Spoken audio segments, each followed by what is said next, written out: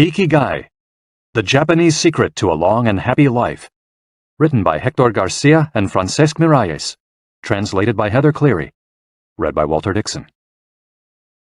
Prologue. Ikigai, a mysterious word. This audiobook first came into being on a rainy night in Tokyo, when its authors sat down together for the first time in one of the city's tiny bars. We had each read each other's work, but had never met, thanks to the thousands of miles that separate Barcelona from the capital of Japan. Then a mutual acquaintance put us in touch, launching a friendship that led to this project and seems destined to last a lifetime. The next time we got together, a year later, we strolled through a park in downtown Tokyo and ended up talking about trends in Western psychology, specifically logotherapy, which helps people find their purpose in life. We remarked that Viktor Frankl's logotherapy had gone out of fashion among practicing therapists, who favored other schools of psychology, though people still search for meaning in what they do and how they live. We ask ourselves things like, what is the meaning of my life? Is the point just to live longer, or should I seek a higher purpose? Why do some people know what they want and have a passion for life, while others languish in confusion? At some point in our conversation, the mysterious word Ikigai came up. This Japanese concept, which translates roughly as the happiness of always being busy, is like logotherapy, but it goes a step beyond. It also seems to be one way of explaining the extraordinary longevity of the Japanese, especially on the island of Okinawa, where there are 24.55 people over the age of 100 for every 100,000 inhabitants, far more than the global average. Those who study why the inhabitants of this island in the south of Japan live longer than people anywhere else in the world believe that one of the keys, in addition to a healthful diet, a simple life in the outdoors, green tea, and the subtropical climate, its average temperature is like that of Hawaii, is the Ikigai that shapes their lives. While researching this concept, we discovered that not a single book in the fields of psychology or personal development is dedicated to bringing this philosophy to the West. Is Ikigai the reason there are more centenarians in Okinawa than anywhere else? How does it inspire people to stay active until the very end? What is the secret to a long and happy life? As we explored the matter further, we discovered that one place in particular, Ogimi, a rural town on the north end of the island with a population of 3,000, boasts the highest life expectancy in the world, a fact that has earned it the nickname of the Village of Longevity. Okinawa is where most of Japan's shikuwasa, a lime-like fruit that packs an extraordinary antioxidant punch, comes from. Could that be Ogimi's secret to long life? Or is it the purity of the water used to brew its moringa tea? We decided to go study the secrets of the Japanese centenarians in person. After a year of preliminary research, we arrived in the village, where residents speak an ancient dialect and practice an animist religion that features long-haired forest sprites called bunagaya, with our cameras and recording devices in hand. As soon as we arrived, we could sense the incredible friendliness of its residents, who laughed and joked incessantly amid lush green hills fed by crystalline waters. As we conducted our interviews with the eldest residents of the town, we realized that something far more powerful than just these natural resources was at work. An uncommon joy flows from its inhabitants and guides them through the long and pleasurable journey of their lives. Again, the mysterious Ikigai. But what is it exactly? How do you get it? It never ceased to surprise us that this haven of nearly eternal life was located precisely in Okinawa, where 200,000 innocent lives were lost at the end of World War II. Rather than harbor animosity toward outsiders, however, Okinawans live by the principle of ichariba chode, a local expression that means treat everyone like a brother, even if you've never met them before. It turns out that one of the secrets to happiness of Ogimi's residents is feeling like part of a community. From an early age, they practice yui ma'aru, or teamwork, and so are used to helping one another. Nurturing friendships, eating light, getting enough rest, and doing regular, moderate exercise are all part of the equation of good health. But at the heart of the joie de vivre that inspires these centenarians to keep celebrating birthdays and cherishing each new day is their Ikigai. The purpose of this audiobook is to bring the secrets of Japan's centenarians to you, and give you the tools to find your own Ikigai. Because those who discover their Ikigai have everything they need for a long and joyful journey through life. Happy travels. Héctor García and Francesc Miralles. Chapter 1. Ikigai, the art of staying young while growing old. What is your reason for being? According to the Japanese, everyone has an Ikigai, what a French philosopher might call a raison d'être. Some people have found their Ikigai, while others are still looking, though they carry it within them. Our Ikigai is hidden deep inside each of us, and finding it requires a patient search. According to those born on Okinawa, the island with the most centenarians in the world, our Ikigai is the reason we get up in the morning. Ikigai can be described as the common ground you find between what you're good at, what you love, what the world needs, and what you can be paid for. Whatever you do, don't retire. Having a clearly defined Ikigai brings satisfaction, happiness, and meaning to our lives. The purpose of this audiobook is to help you find yours, and to share insights from Japanese philosophy on the lasting health of body, mind, and spirit. One surprising thing you notice living in Japan is how active people remain after they retire. In fact, many Japanese people never really retire. They keep doing what they love for as long as their health allows. There is, in fact, no word in Japanese that means retire in the sense of leaving the workforce for good, as in English. According to Dan Buettner, a National Geographic reporter who knows the country well, having a purpose in life is so important in Japanese culture that our idea of retirement simply doesn't exist there. The island of almost eternal youth. Certain longevity studies suggest that a strong sense of community and a clearly defined Ikigai are just as important as the famously healthful Japanese diet, perhaps even more so. Recent medical studies of centenarians from Okinawa and other so-called blue zones, the geographic regions where people live longest, provide a number of interesting facts about these extraordinary human beings. Not only do they live much longer than the rest of the world's population, they also suffer from fewer chronic illnesses, such as cancer and heart disease. Inflammatory disorders are also less common. Many of these centenarians enjoy enviable levels of vitality and health that would be unthinkable for people of advanced age elsewhere. Their blood tests reveal fewer free radicals, which are responsible for cellular aging, as a result of drinking tea and eating until their stomachs are only 80% full. Women experience more moderate symptoms during menopause, and both men and women maintain higher levels of sexual hormones until much later in life. The rate of dementia is well below the global average. Though we'll consider each of these findings over the course of the audiobook, research clearly indicates that the Okinawans' focus on Ikigai gives a sense of purpose to each and every day and plays an important role in their health and longevity. The characters behind Ikigai. In Japanese, Ikigai is written by combining a character which means life with another which means to be worthwhile, and that can be broken down to the characters which mean armor, number one, and to be the first, to head into battle, taking initiative as a leader, and another character which means beautiful or elegant.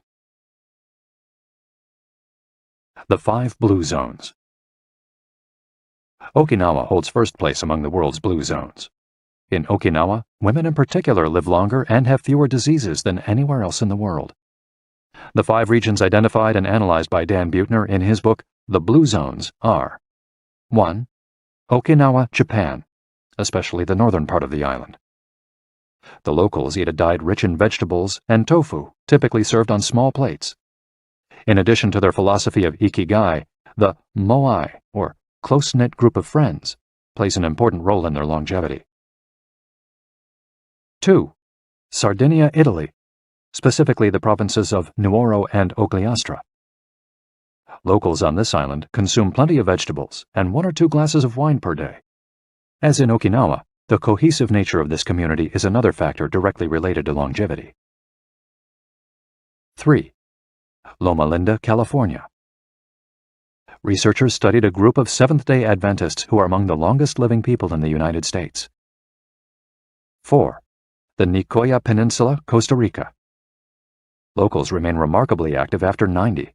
Many of the region's older residents have no problem getting up at 5:30 in the morning to work in the fields. 5. Ikaria, Greece. 1 of every 3 inhabitants of this island near the coast of Turkey is over 90 years old, compared to less than 1% of the population of the United States, a fact that has earned it the nickname of the Island of Long Life. The local secret seems to be a lifestyle that dates back to 500 BC. In the following chapters, we'll examine several factors that seem to be the keys to longevity and are found across the blue zones, paying special attention to Okinawa and its so-called village of longevity. First, however, it's worth pointing out that 3 of these regions are islands, where resources can be scarce and communities have to help one another. For many, helping others might be an Ikigai strong enough to keep them alive. According to scientists who have studied the 5 blue zones, the keys to longevity are diet, exercise, finding a purpose in life, an Ikigai, and forming strong social ties, that is, having a broad circle of friends and good family relations. Members of these communities manage their time well in order to reduce stress, consume little meat or processed foods, and drink alcohol in moderation. They don't do strenuous exercise, but they do move every day, taking walks and working in their vegetable gardens. People in the blue zones would rather walk than drive. Gardening, which involves daily, low-intensity movement, is a practice almost all of them have in common. The 80% secret. One of the most common sayings in Japan is harahachi-bu, which is repeated before or after eating and means something like, fill your belly to 80%. Ancient wisdom advises against eating until we are full. This is why Okinawans stop eating when they feel their stomachs reach 80% of their capacity, rather than overeating and wearing down their bodies with long digestive processes that accelerate cellular oxidation. Of course, there is no way to know objectively if your stomach is at 80% capacity. The lesson to learn from this saying is that we should stop eating when we're starting to feel full. The extra side dish, the snack we eat when we know in our hearts we don't really need it, the apple pie after lunch, all these will give us pleasure in the short term, but not having them will make us happier in the long term. The way food is served is also important. By presenting their meals on many small plates, the Japanese tend to eat less. A typical meal in a restaurant in Japan is served in 5 plates on a tray, 4 of them very small, and the main dish slightly bigger. Having 5 plates in front of you makes it seem like you're going to eat a lot, but what happens most of the time is that you end up feeling slightly hungry. This is one of the reasons why Westerners in Japan typically lose weight and stay trim. Recent studies by nutritionists reveal that Okinawans consume a daily average of 1,800 to 1,900 calories, compared to 2,200 to 3,300 in the United States, and have a body mass index between 18 and 22, compared to 26 or 27 in the United States. The Okinawan diet is rich in tofu, sweet potatoes, fish 3 times per week, and vegetables, roughly 11 ounces per day. In the chapter dedicated to nutrition, we'll see which healthy, antioxidant-rich foods are included in this 80%. Moai. Connected for life. It is customary in Okinawa to form close bonds within local communities. A moai is an informal group of people with common interests who look out for one another. For many, serving the community becomes part of their Ikigai. The moai has its origins in hard times, when farmers would get together to share best practices and help one another cope with meager harvests. Members of a moai make a set monthly contribution to the group. This payment allows them to participate in meetings, dinners, games of go and shogi, Japanese chess, or whatever hobby they have in common. The funds collected by the group are used for activities, but if there's money left over, one member, decided on a rotating basis, receives a set amount from the surplus. In this way, being part of a moai helps maintain emotional and financial stability. If a member of a moai is in financial trouble, he or she can get an advance from the group's savings. While the details of each moai's accounting practices vary according to the group and its economic means, the feeling of belonging and support gives the individual a sense of security and helps increase life expectancy. Chapter 2. Anti-Aging Secrets. Little things that add up to a long and happy life. Aging's escape velocity and the rabbit. Imagine a sign far off in the future with a number on it that represents the age of your death. Every year that you live, you advance closer to the sign. When you reach the sign, you die. Now, imagine a rabbit holding the sign and walking to the future. Every year that you live, the rabbit is half a year as far away. After a while, you will reach the rabbit and die. But what if the rabbit could walk at a pace of 1 year for every year of your life? You would never be able to catch the rabbit, and therefore you would never die. The speed at which the rabbit walks to the future is our technology. The more we advance technology and knowledge of our bodies, the faster we can make the rabbit walk. Aging's escape velocity is the moment at which the rabbit walks at a pace of 1 year per year or faster, and we become immortal. Aging's escape velocity. For more than a century, we've managed to add an average of 0.3 years to our life expectancy every year. But what would happen if we had the technology to add a year of life expectancy every year? In theory, we would achieve biological immortality, having reached aging's escape velocity. Researchers with an eye to the future, such as Ray Kurzweil and Aubrey de Grey, claim that we'll reach this escape velocity in a matter of decades. Other scientists are less optimistic, predicting that we'll reach a limit, a maximum age we won't be able to surpass no matter how much technology we have.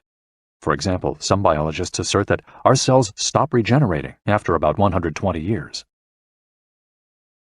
Active mind, youthful body.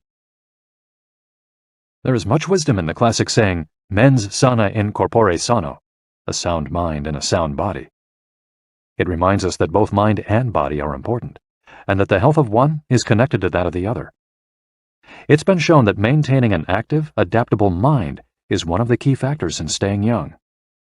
Having a youthful mind also drives you toward a healthy lifestyle that will slow the aging process.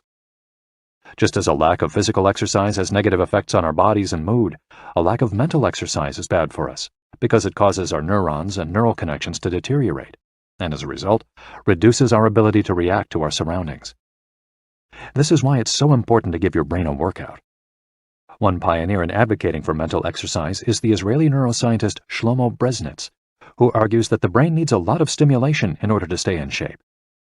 As he stated in an interview with Edward Punset for the Spanish television program Redis, "There is a tension between what is good for someone and what they want to do. This is because people, especially older people, like to do things as they've always done them. The problem is that when the brain develops ingrained habits, it doesn't need to think anymore. Things get done quickly and efficiently on automatic pilot, often in a very advantageous way. This creates a tendency to stick to routines, and the only way of breaking these is to confront the brain with new information." Presented with new information, the brain creates new connections and is revitalized. This is why it's so important to expose yourself to change, even if stepping outside your comfort zone means feeling a bit of anxiety. The effects of mental training have been scientifically demonstrated. According to Collins Hemingway and Shlomo Brezhnitz in their book Maximum Brain Power, Challenging the Brain for Health and Wisdom, mental training is beneficial on many levels. "You begin exercising your brain by doing a certain task for the first time," he writes, "and at first it seems very difficult, but as you learn how to do it, the training is already working. The second time you realize that it's easier, not harder to do because you're getting better at it. This has a fantastic effect on a person's mood. In and of itself, it's a transformation that affects not only the results obtained, but also his or her self-image." This description of a mental workout might sound a bit formal, but simply interacting with others, playing a game, for example, offers new stimuli and helps prevent the depression that can come with solitude. Our neurons start to age while we're still in our 20s. This process is slowed, however, by intellectual activity, curiosity, and a desire to learn. Dealing with new situations, learning something new every day, playing games, and interacting with other people seem to be essential for anti-aging strategies for the mind. Furthermore, a more positive outlook in this regard will yield greater mental benefits. Stress, accused of killing longevity. Many people seem older than they are. Research into the causes of premature aging has shown that stress has a lot to do with it, because the body wears down much faster during periods of crisis. The American Institute of Stress investigated this degenerative process and concluded that most health problems are caused by stress. Researchers at the Heidelberg University Hospital conducted a study in which they subjected a young doctor to a job interview, which they made even more stressful by forcing him to solve complex math problems for 30 minutes. Afterward, they took a blood sample. What they discovered was that his antibodies had reacted to stress the same way they react to pathogens, activating the proteins that trigger an immune response. The problem is that this response not only neutralizes harmful agents, it also damages healthy cells, leading them to age prematurely.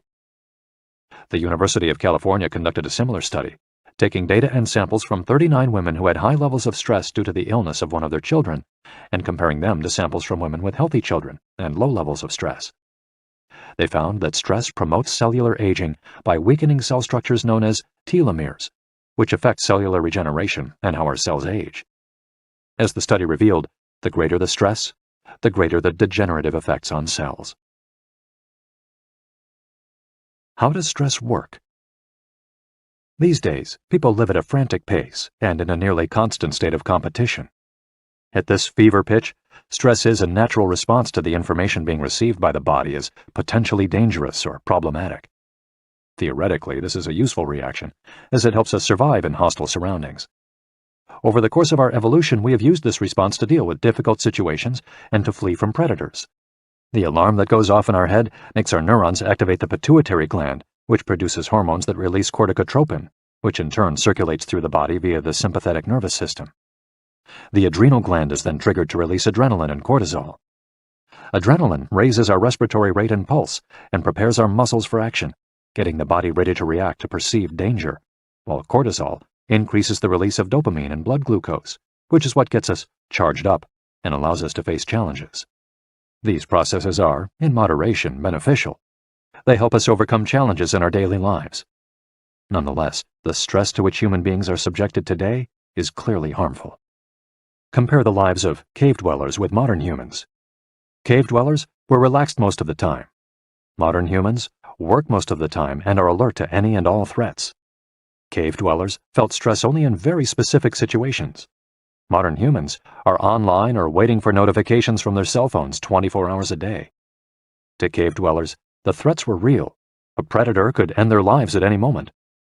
For modern humans, the brain associates the ping of a cell phone or an email notification with the threat of a predator. For cave dwellers, high doses of cortisol and adrenaline at moments of danger kept the body healthy. In modern humans, low doses of cortisol flow constantly through the body, with implications for a range of health problems, including adrenal fatigue and chronic fatigue syndrome. Stress has a degenerative effect over time. A sustained state of emergency affects the neurons associated with memory, as well as inhibiting the release of certain hormones, the absence of which can cause depression. Its secondary effects include irritability, insomnia, anxiety, and high blood pressure.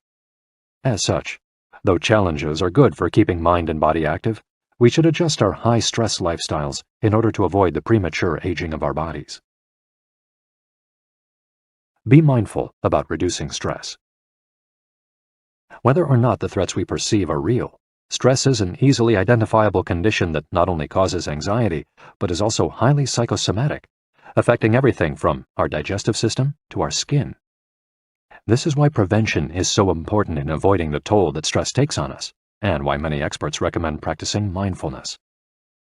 The central premise of this stress reduction method is focusing on the self, noticing our responses, even if they are conditioned by habit, in order to be fully conscious of them. In this way, we connect with the here and now and limit thoughts that tend to spiral out of control. We have to learn to turn off the autopilot that's steering us in an endless loop. We all know people who snack while talking on the phone or watching the news. You ask them if the omelet they just ate had an onion in it, and they can't tell you, says Roberto Alcibar, who abandoned his fast-paced life to become a certified instructor of mindfulness after an illness threw him into a period of acute stress. One way to reach such a state of mindfulness is through meditation, which helps filter the information that reaches us from the outside world. It can also be achieved through breathing exercises, yoga, and body scans. Achieving mindfulness involves a gradual process of training, but with a bit of practice, we can learn to focus our mind completely, which reduces stress and helps us live longer. A little stress is good for you. While sustained, intense stress is a known enemy of longevity and both mental and physical health, low levels of stress have been shown to be beneficial. After observing a group of test subjects for more than 20 years, Dr. Howard S. Friedman, a psychology professor at the University of California, Riverside, discovered that people who maintained a low level of stress, who faced challenges and put their heart and soul into their work in order to succeed, lived longer than those who chose a more relaxed lifestyle and retired earlier. From this, he concluded that a small dose of stress is a positive thing, as those who live with low levels of stress tend to develop healthier habits, smoke less, and drink less alcohol. Given this, it's not surprising that many of the supercentenarians, people who live to be 110 or more, whom you'll meet in this audiobook, talk about having lived intense lives and working well into old age. A lot of sitting will age you. In the Western world in particular, the rise in sedentary behavior has led to numerous diseases, such as hypertension and obesity, which in turn affect longevity. Spending too much time seated at work or at home not only reduces muscular and respiratory fitness, but also increases appetite and curbs the desire to participate in activities. Being sedentary can lead to hypertension, imbalanced eating, cardiovascular disease, osteoporosis, and even certain kinds of cancer. Recent studies have shown a connection between a lack of physical activity and the progressive distortion of telomeres in the immune system, which ages those cells and, in turn, the organism as a whole. This is a problem at all life stages, not only among adults. Sedentary children suffer from high rates of obesity and all its associated health issues and risks, which is why it's so important to develop a healthy and active lifestyle at an early age. It's easy to be less sedentary. It just takes a bit of effort and a few changes to your routine. We can access a more active lifestyle that makes us feel better inside and out. We just have to add a few ingredients to our everyday habits. Walk to work, or just go on a walk, for at least 20 minutes each day. Use your feet instead of an elevator or escalator. This is good for your posture, your muscles, and your respiratory system, among other things. Participate in social or leisure activities so that you don't spend too much time in front of the television. Replace your junk food with fruit, and you'll have less of an urge to snack and more nutrients in your system. Get the right amount of sleep. 7 to 9 hours is good, but any more than that makes us lethargic. Play with children or pets, or join a sports team. This not only strengthens the body but also stimulates the mind and boosts self-esteem. Be conscious of your daily routine in order to detect harmful habits and replace them with more positive ones. By making these small changes, we can begin to renew our bodies and minds and increase our life expectancy. A model's best-kept secret. Though we age both externally and internally, both physically and mentally, one of the things that tell us the most about people's age is their skin, which takes on different textures and colors according to processes going on beneath the surface. Most of those who make their living as models claim to sleep between 9 and 10 hours the night before a fashion show. This gives their skin a taut, wrinkle-free appearance and a healthy, radiant glow.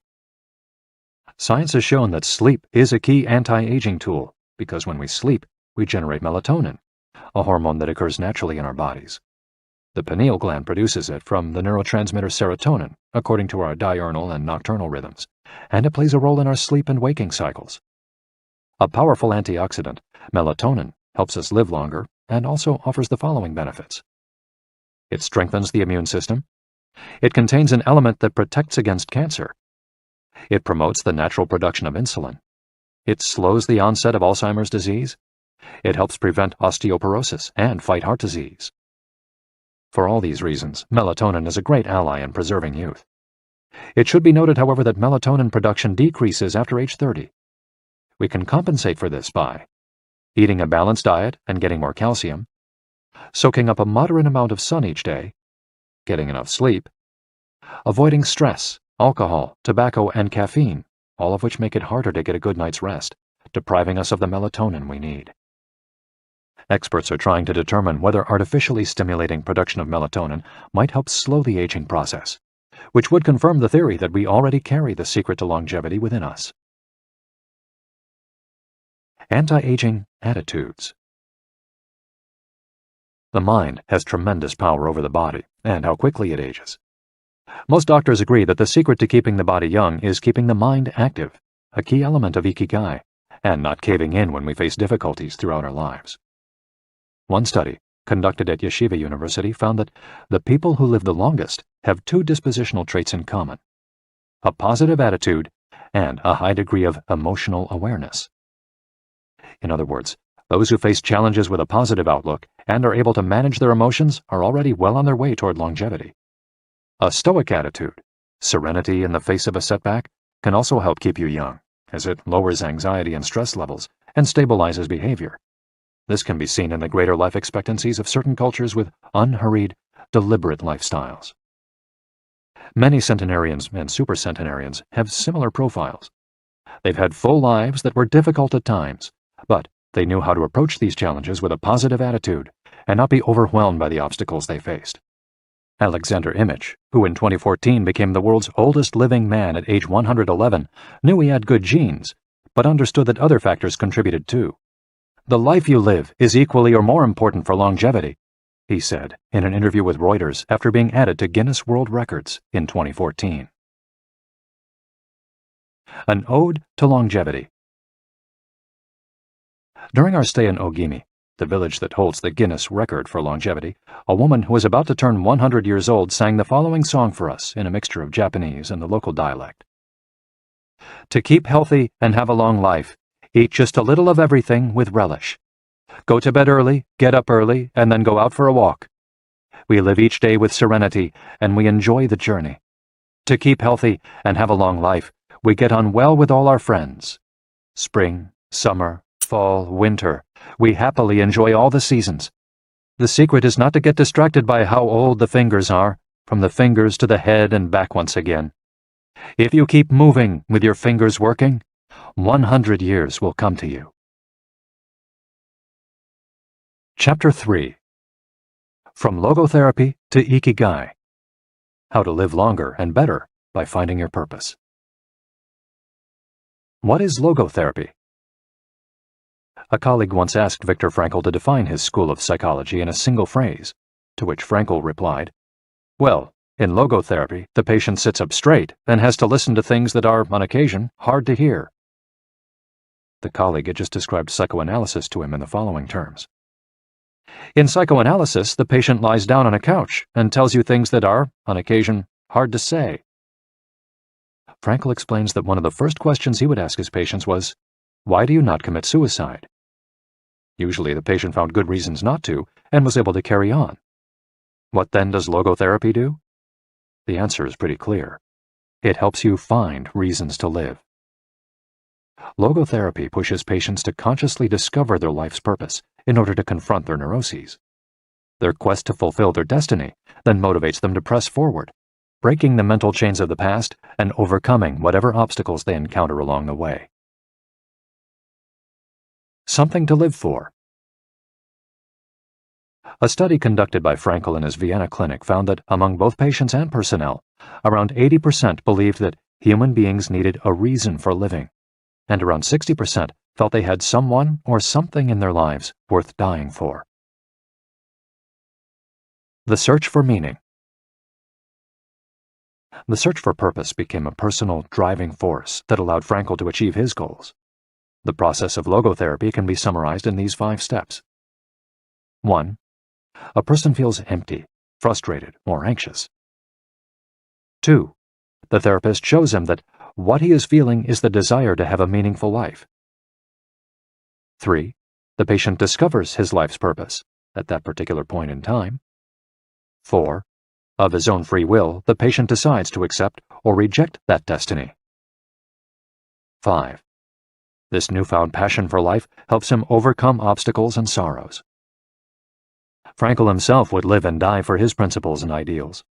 His experiences as a prisoner at Auschwitz showed him that everything can be taken from a man but one thing, the last of the human freedoms, to choose one's attitude in any given set of circumstances, to choose one's own way. It was something he had to go through alone, without any help, and it inspired him for the rest of his life.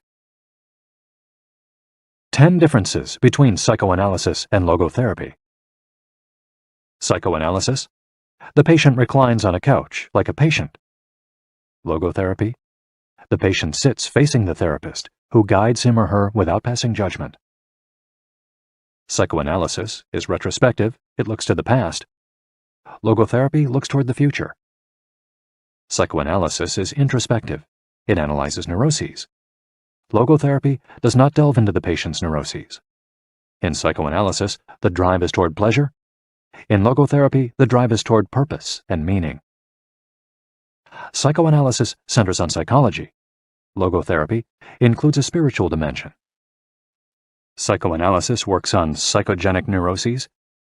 Logotherapy also works on noogenic or existential neuroses. Psychoanalysis analyzes the unconscious origin of conflicts, instinctual dimension. Logotherapy deals with conflicts when and where they arise, spiritual dimension. Psychoanalysis limits itself to the patient's instincts. Logotherapy also deals with spiritual realities. Psychoanalysis is fundamentally incompatible with faith. Logotherapy is compatible with faith. Psychoanalysis seeks to reconcile conflicts and satisfy impulses and instincts. Logotherapy seeks to help the patient find meaning in his life and satisfy his moral principles. Fight for yourself. Existential frustration arises when our life is without purpose or when that purpose is skewed. In Frankl's view, however, there's no need to see this frustration as an anomaly or a symptom of neurosis. Instead, it can be a positive thing, a catalyst for change. Logotherapy does not see this frustration as mental illness, the way other forms of therapy do, but rather as spiritual anguish, a natural and beneficial phenomenon that drives those who suffer from it to seek a cure, whether on their own or with the help of others, and in so doing, find greater satisfaction in life. It helps them change their own destiny. Logotherapy enters the picture if a person needs help doing this, if he needs guidance in discovering his life's purpose, and later in overcoming conflict so he can keep moving towards his objective. In Man's Search for Meaning, Frankl cites one of Nietzsche's famous aphorisms. He who has a why to live can bear with almost any how. Based on his own experience, Frankl believed that our health depends on that natural tension that comes from comparing what we've accomplished so far with what we'd like to achieve in the future. What we need, then, is not a peaceful existence, but a challenge we can strive to meet by applying all the skills at our disposal. Existential crisis, on the other hand, is typical of modern societies in which people do what they're told to do or what others do, rather than what they want to do. They often try to fill the gap between what is expected of them and what they want for themselves with economic power or physical pleasure, or by numbing their senses. It can even lead to suicide. Sunday neurosis, for example, is what happens when, without the obligations and commitments of the work week, the individual realizes how empty he is inside. He has to find a solution. Above all, he has to find his purpose, his reason for getting out of bed, his Ikigai. I feel empty inside. In a study conducted at the Vienna Polyclinic Hospital, Frankl's team found that 55% of the patients they interviewed were experiencing some degree of existential crisis. According to logotherapy, discovering one's purpose in life helps an individual fill that existential void. Frankl, a man who faced his problems and turned his objectives into actions, could look back on his life in peace as he grew old. He did not have to envy those still enjoying their youth, because he had amassed a broad set of experiences that showed he had lived for something. Better living through logotherapy. A few key ideas. We don't create the meaning of our life, as Sartre claimed. We discover it. We each have a unique reason for being, which can be adjusted or transformed many times over the years. Just as worry often brings about precisely the thing that was feared, excessive attention to a desire, or hyperintention, can keep that desire from being fulfilled.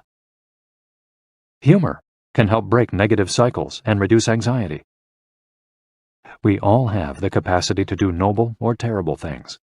The side of the equation we end up on depends on our decisions, not on the condition in which we find ourselves. In the following case studies, we'll look at 4 cases from Frankl's own practice in order to better understand the search for meaning and purpose. Case study: Viktor Frankl. In German concentration camps, as in those that would later be built in Japan and Korea, psychiatrists confirmed that the prisoners with the greatest chance of survival were those who had things they wanted to accomplish outside the camp, those who felt a strong need to get out of there alive. This was true of Frankl, who, after being released and successfully developing the school of logotherapy, realized he had been the first patient of his own practice. Frankl had a goal to achieve, and it made him persevere. He arrived at Auschwitz carrying a manuscript that contained all the theories and research he compiled over the course of his career, ready for publication. When it was confiscated, He felt compelled to write it all over again. And that need drove him, and gave his life meaning amid the constant horror and doubt of the concentration camp. So much so that over the years, and especially when he fell ill with typhus, he would jot down fragments and key words from the lost work on any scrap of paper he found. Case study: The American Diplomat. An important North American diplomat went to Frankl to pick up where he left off with a course of treatment he had started 5 years earlier in the United States. When Frankl asked him why he had started therapy in the first place, the diplomat answered that he hated his job and his country's international policies, which he had to follow and enforce. His American psychoanalyst, whom he had been seeing for years, insisted he make peace with his father so that his government and his job, both representations of the paternal figure, would seem less disagreeable. Frankl, however, showed him in just a few sessions that his frustration was due to the fact that he wanted to pursue a different career, and the diplomat concluded his treatment with that idea in mind. 5 years later, the former diplomat informed Frankl that he had been working during that time in a different profession, and that he was happy. In Frankl's view, the man not only didn't need all those years of psychoanalysis, he also couldn't even really be considered a patient in need of therapy. He was simply someone in search of a new life's purpose. As soon as he found it, his life took on deeper meaning.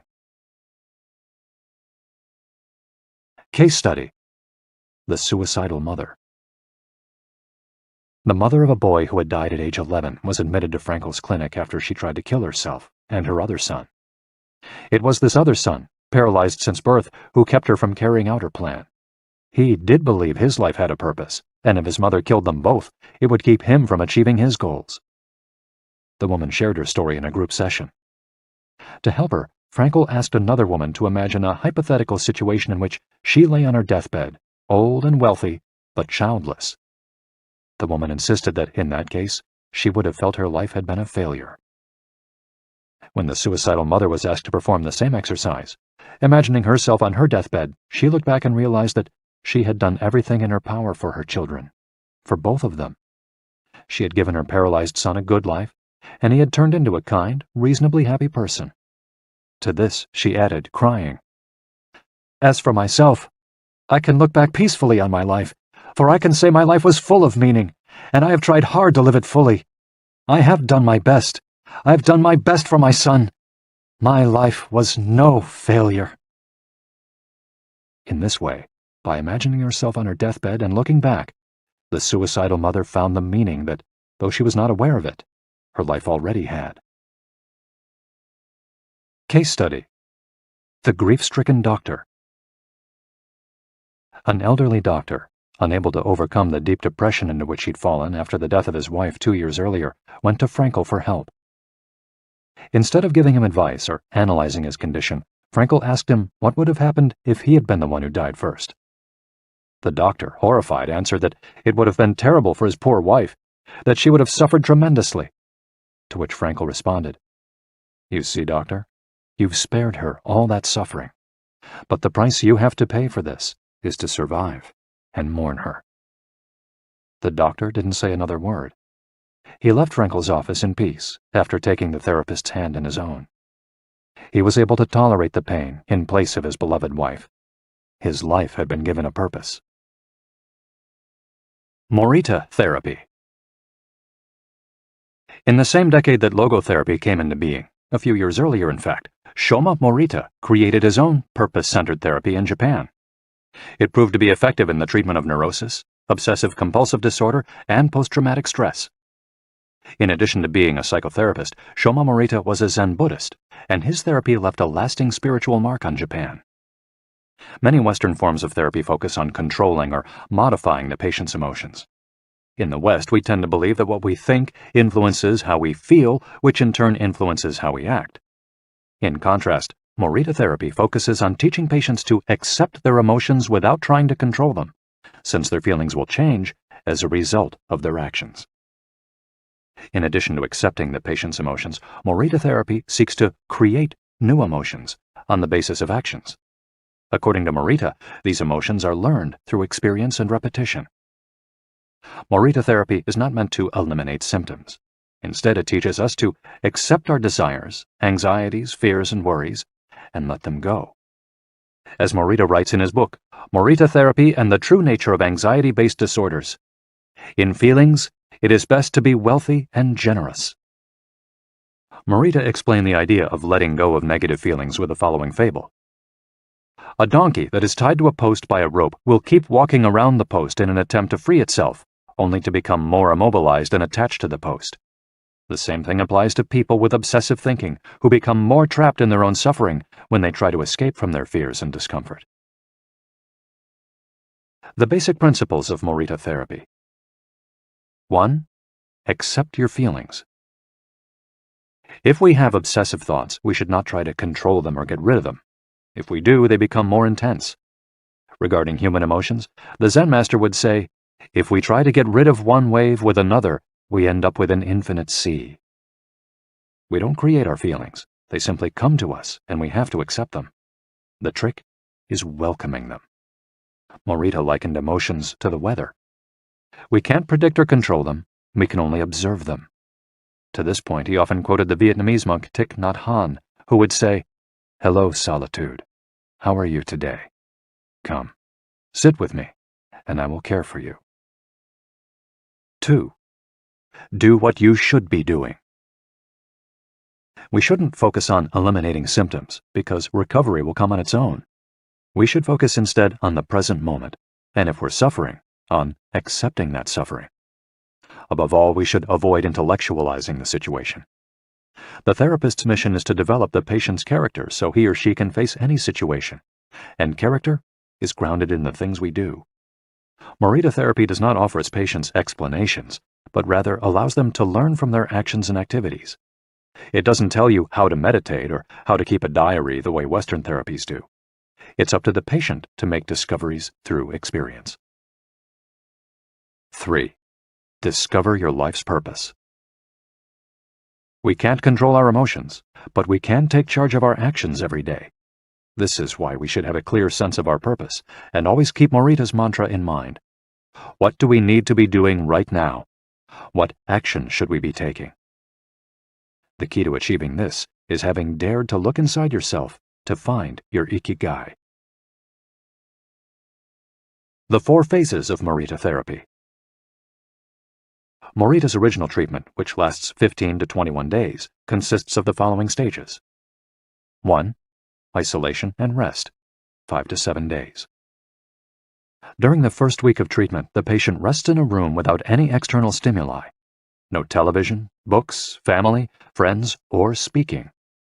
All the patient has is his thoughts. He lies down for most of the day and is visited regularly by the therapist, who tries to avoid interacting with him as much as possible. The therapist simply advises the patient to continue observing the rise and fall of his emotions as he lies there. When the patient gets bored and wants to start doing things again, he's ready to move on to the next stage of therapy. 2. Light occupational therapy, 5 to 7 days. In this stage, the patient performs repetitive tasks in silence. One of these is keeping a diary about his thoughts and feelings. The patient goes outside after a week of being shut in, takes walks in nature, and does breathing exercises. He also starts doing simple activities such as gardening, drawing, or painting. During this stage, the patient is still not allowed to talk to anyone except the therapist.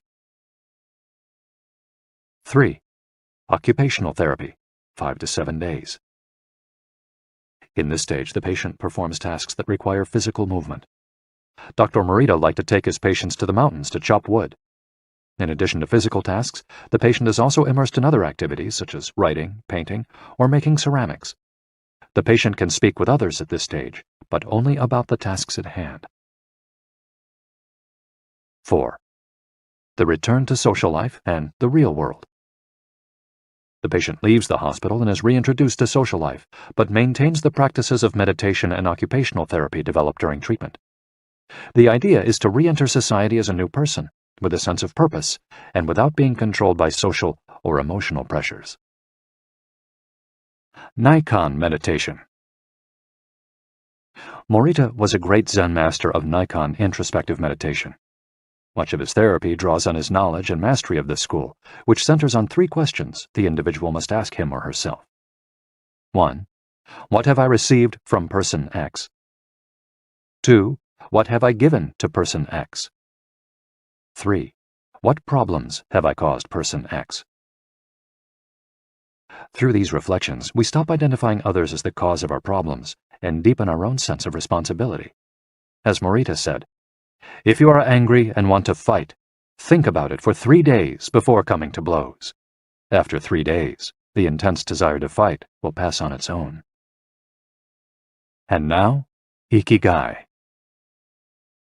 Logotherapy and Morita therapy are both grounded in a personal, unique experience that you can access without therapists or spiritual retreats. The mission of finding your Ikigai, your existential fuel. Once you find it, it's only a matter of having the courage and making the effort to stay on the right path. In the following chapters, we'll take a look at the basic tools you'll need to get moving along that path, finding flow in the tasks you've chosen to do, eating in a balanced and mindful way, doing low-intensity exercise, and learning not to give in when difficulties arise. In order to do this, you have to accept that the world, like the people who live in it, is imperfect, but that it's still full of opportunities for growth and achievement. Are you ready to throw yourself into your passion as if it were the most important thing in the world? Chapter 4. Find flow in everything you do. How to turn work and free time into spaces for growth. We are what we repeatedly do. Excellence, then, is not an act, but a habit. Aristotle. Going with the flow. Imagine you're skiing down one of your favorite slopes. Powdery snow flies up on both sides of you like white sand. Conditions are perfect. You are entirely focused on skiing as well as you can. You know exactly how to move at each moment. There is no future, no past, there is only the present. You feel the snow, your skis, your body, and your consciousness united as a single entity. You are completely immersed in the experience, not thinking about or distracted by anything else. Your ego dissolves, and you become part of what you're doing. This is the kind of experience Bruce Lee described with his famous, "Be water, my friend." We've all felt our sense of time vanish when we lose ourselves in an activity we enjoy. We start cooking, and before we know it, several hours have passed. We spend an afternoon with a book and forget about the world going by until we notice the sunset and realize we haven't eaten dinner. We go surfing and don't realize how many hours we've spent in the water until the next day when our muscles ache. The opposite can also happen. When we have to complete a task we don't want to do, every minute feels like a lifetime, and we can't stop looking at our watch. As the quip attributed to Einstein goes, "Put your hand on a hot stove for a minute, and it seems like an hour. Sit with a pretty girl for an hour, and it seems like a minute." That is relativity. The funny thing is that someone else might really enjoy the same task, but we want to finish as quickly as possible. What makes us enjoy doing something so much that we forget about whatever worries we might have while we do it? When are we happiest? These questions can help us discover our Ikigai. The power of flow. These questions are also at the heart of psychologist Mihaly Csikszentmihalyi's research into the experience of being completely immersed in what we're doing. Csikszentmihalyi called this state flow and described it as the pleasure, delight, creativity, and process when we are completely immersed in life. There is no magic recipe for finding happiness, for living according to your Ikigai, but one key ingredient is the ability to reach this state of flow, and, through this state, have an optimal experience. In order to achieve this optimal experience, we have to focus on increasing the time we spend on activities that bring us to this state of flow, rather than allowing ourselves to get caught up in activities that offer immediate pleasure, like eating too much, abusing drugs or alcohol, or stuffing ourselves with chocolate in front of the TV. As Csikszentmihalyi asserts in his book, Flow, The Psychology of Optimal Experience, flow is the state in which people are so involved in an activity that nothing else seems to matter. The experience itself is so enjoyable that people will do it, even at great cost, for the sheer sake of doing it. It's not only creative professionals who require the high doses of concentration that promote flow. Most athletes, chess players, and engineers also spend much of their time on activities that bring them to this state. According to Csikszentmihalyi's research, a chess player feels the same way upon entering a state of flow as a mathematician working on a formula, or a surgeon performing an operation. A professor of psychology, Csikszentmihalyi analyzed data from people around the world and discovered that flow is the same among individuals of all ages and cultures. In New York and Okinawa, we all reach a state of flow in the same way. But what happens to our mind when we're in that state? When we flow, we're focused on a concrete task without any distractions. Our mind is in order. The opposite occurs when we try to do something while our mind is on other things. The 7 conditions for achieving flow. According to researcher Owen Schaffer of DePaul University, the requirements for achieving flow are 1. Knowing what to do. 2. Knowing how to do it. 3. Knowing how well you're doing. 4. Knowing where to go, where navigation is involved. 5. Perceiving significant challenges. 6. Perceiving significant skills. 7. Being free from distractions. If you often find yourself losing focus while working on something you consider important, there are several strategies you can employ to increase your chances of achieving.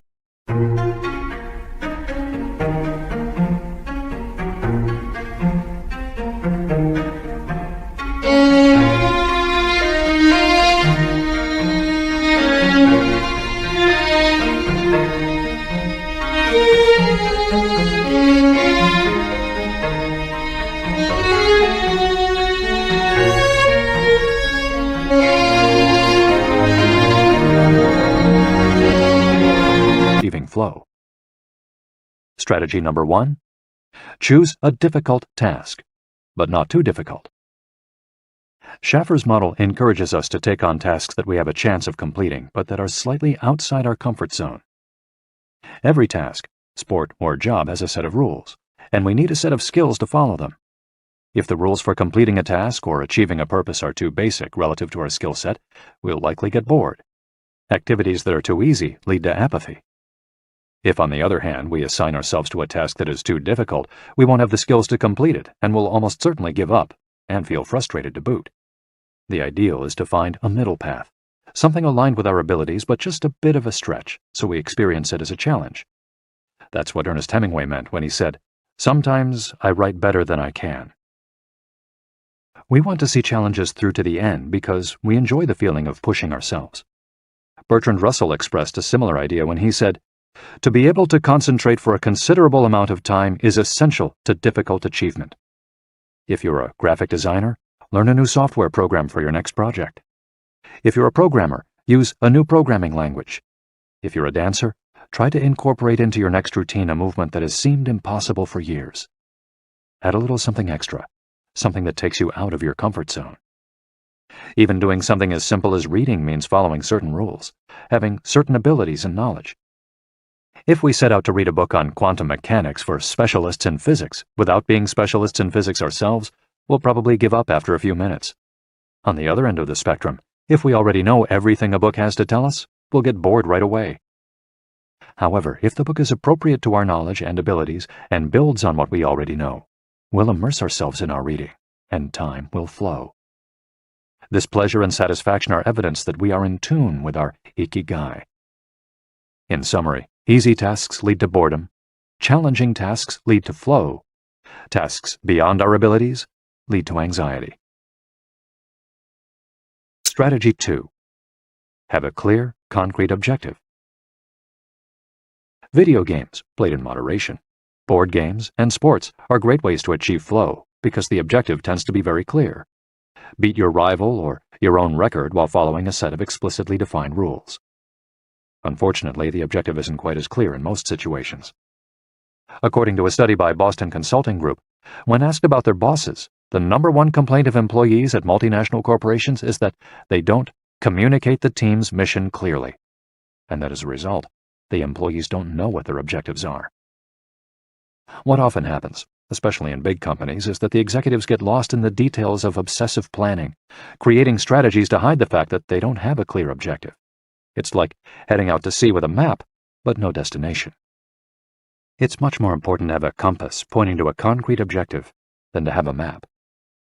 Joy Ito, director of the MIT Media Lab, encourages us to use the principle of compass over maps as a tool to navigate our world of uncertainty.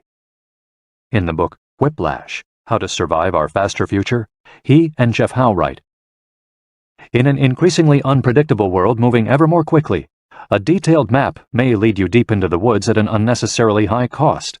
A good compass, though, will always take you where you need to go. It doesn't mean that you should start your journey without any idea where you're going. What it does mean is understanding that while the path to your goal may not be straight, you'll finish faster and more efficiently than you would have if you had trudged along a pre-planned route." In business, the creative professions, and education alike, it's important to reflect on what we hope to achieve before starting to work, study, or make something. We should ask ourselves questions such as, what is my objective for today's session in the studio? How many words am I going to write today for the article coming out next month? What is my team's mission? How fast will I set the metronome tomorrow in order to play that sonata at an allegro tempo by the end of the week? Having a clear objective is important in achieving flow, but we also have to know how to leave it behind when we get down to business.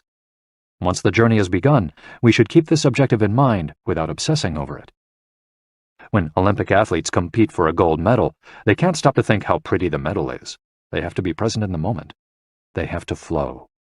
If they lose focus for a second, thinking how proud they'll be to show the medal to their parents, they'll almost certainly commit an error at a critical moment and will not win the competition. One common example of this is writer's block. Imagine that a writer has to finish a novel in 3 months. The objective is clear.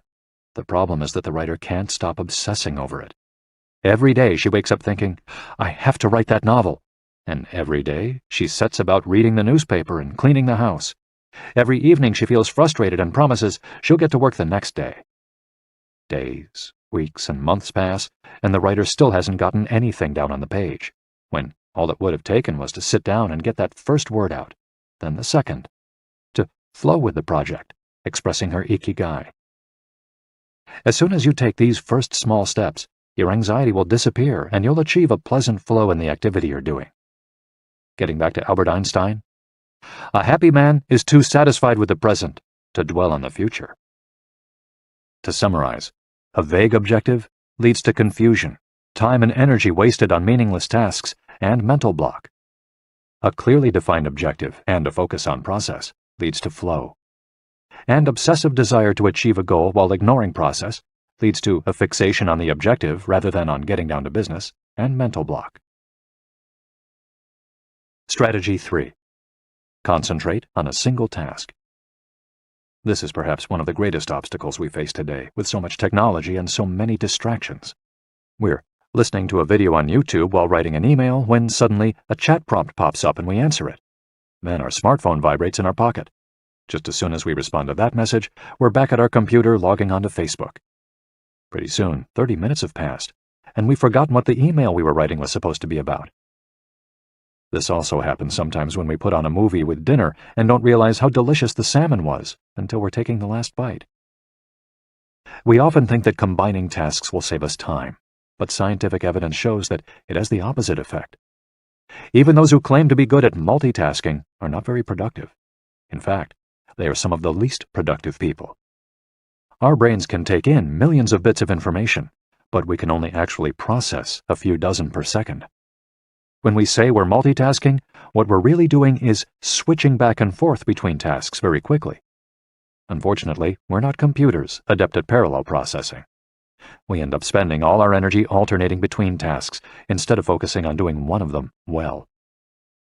Concentrating on one thing at a time may be the single most important factor in achieving flow. According to Csikszentmihalyi, in order to focus on a task, we need 1. To be in a distraction-free environment, and 2. To have control over what we're doing at every moment. Technology is great if we're in control of it. It's not so great if it takes control of us. For example, if you have to write a research paper, you might sit down at your computer and use Google to look up the information you need. However, if you're not very disciplined, you might end up surfing the web instead of writing that paper.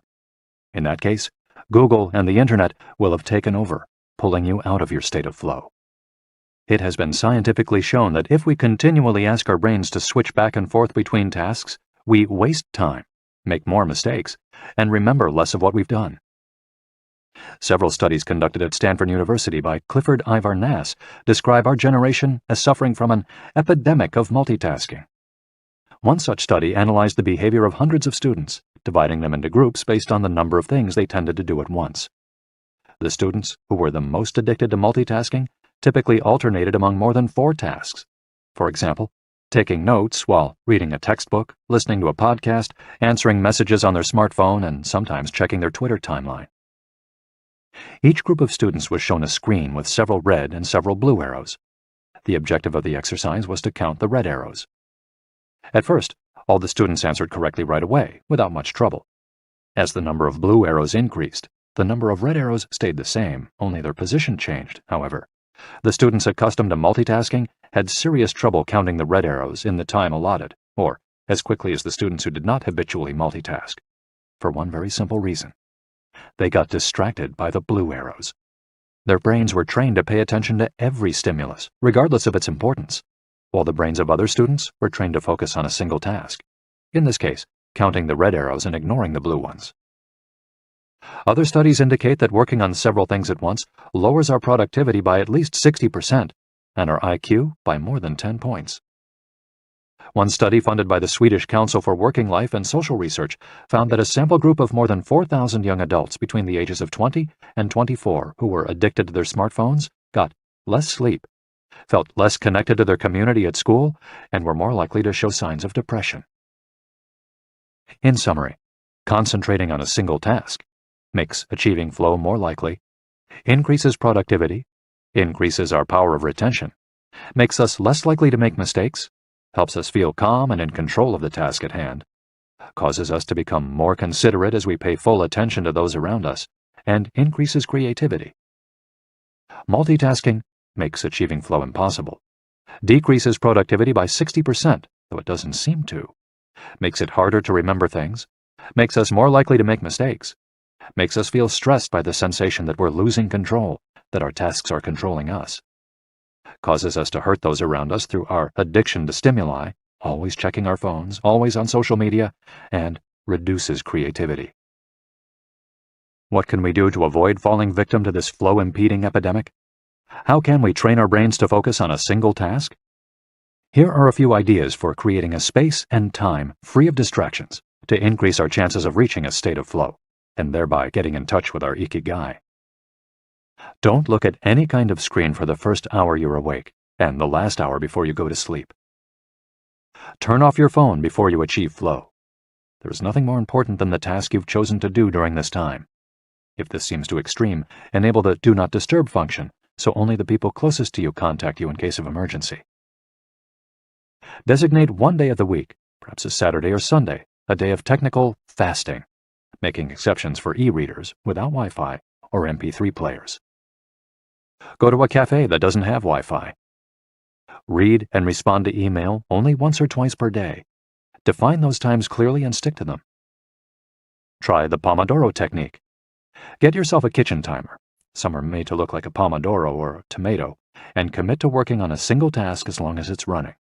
The Pomodoro technique recommends 25 minutes of work and 5 minutes of rest for each cycle, but you can also do 50 minutes of work and 10 minutes of rest. Find the pace that's best for you. The most important thing is to be disciplined in completing each cycle. Start your work session with a ritual you enjoy, and end it with a reward. Train your mind to return to the present when you find yourself getting distracted. Practice mindfulness or another form of meditation. Go for a walk or a swim, whatever will help you get centered again. Work in a space where you will not be distracted. If you can't do this at home, go to a library, a cafe, or, if your task involves playing the saxophone, a music studio.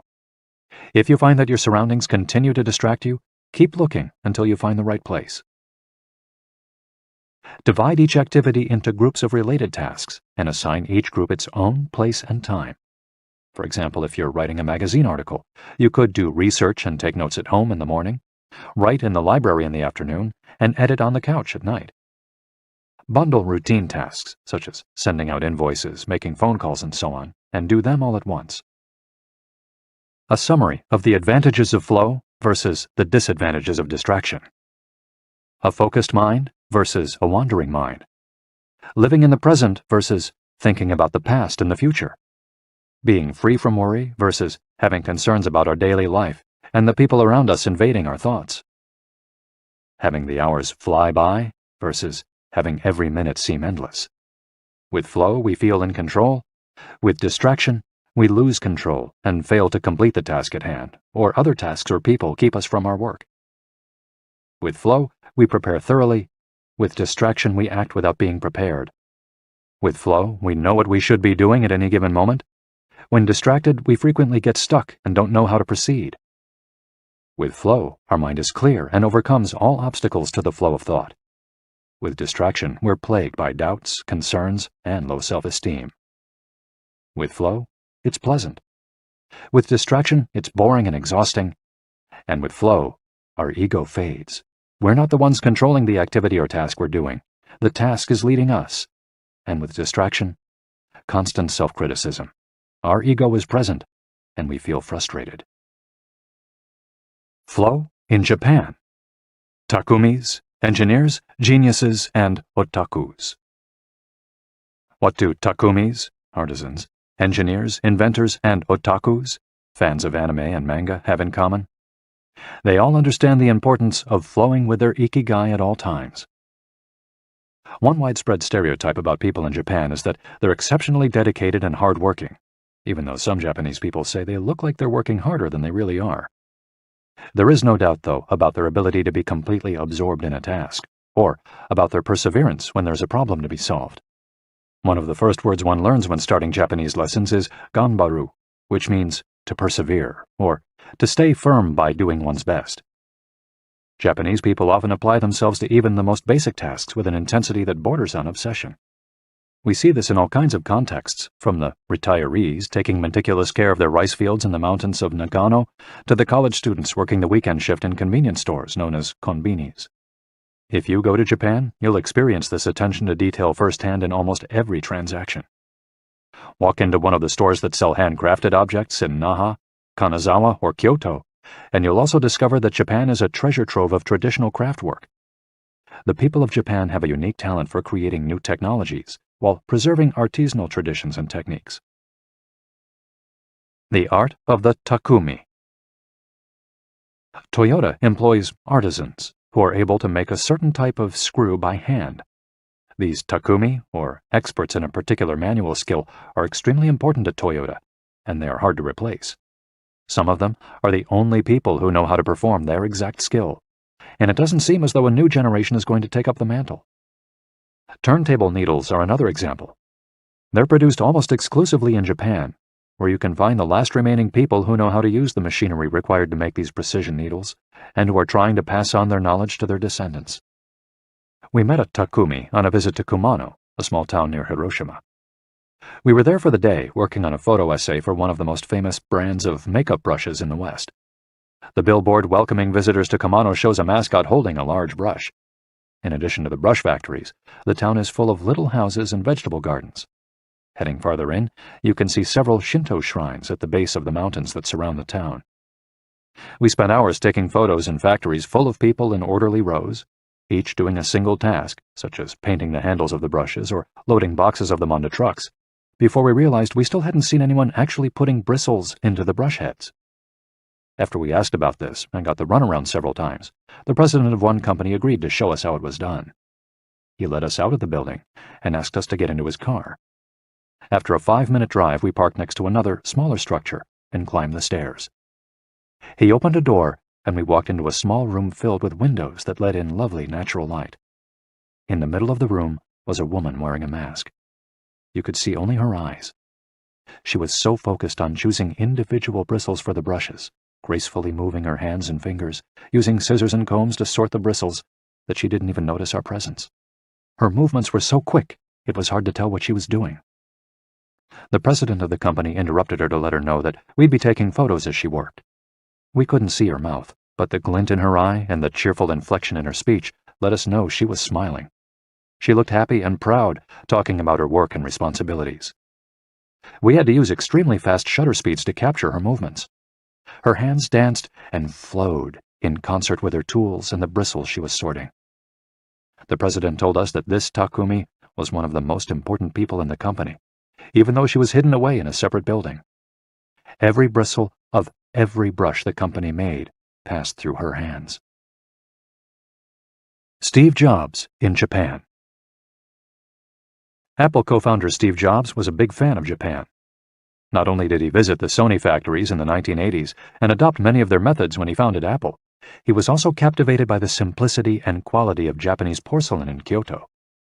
It was not, however, an artisan from Kyoto who won Steve Jobs' devotion, but rather a takumi from Toyama named Yukio Shakunaga, who used a technique called Etchu Setoyaki, known by only a few. On a visit to Kyoto, Jobs heard of an exhibition of Shakunaga's work. He immediately understood that there was something special about Shakunaga's porcelain. As a matter of fact, he bought several cups, vases, and plates, and went back to the show 3 times that week.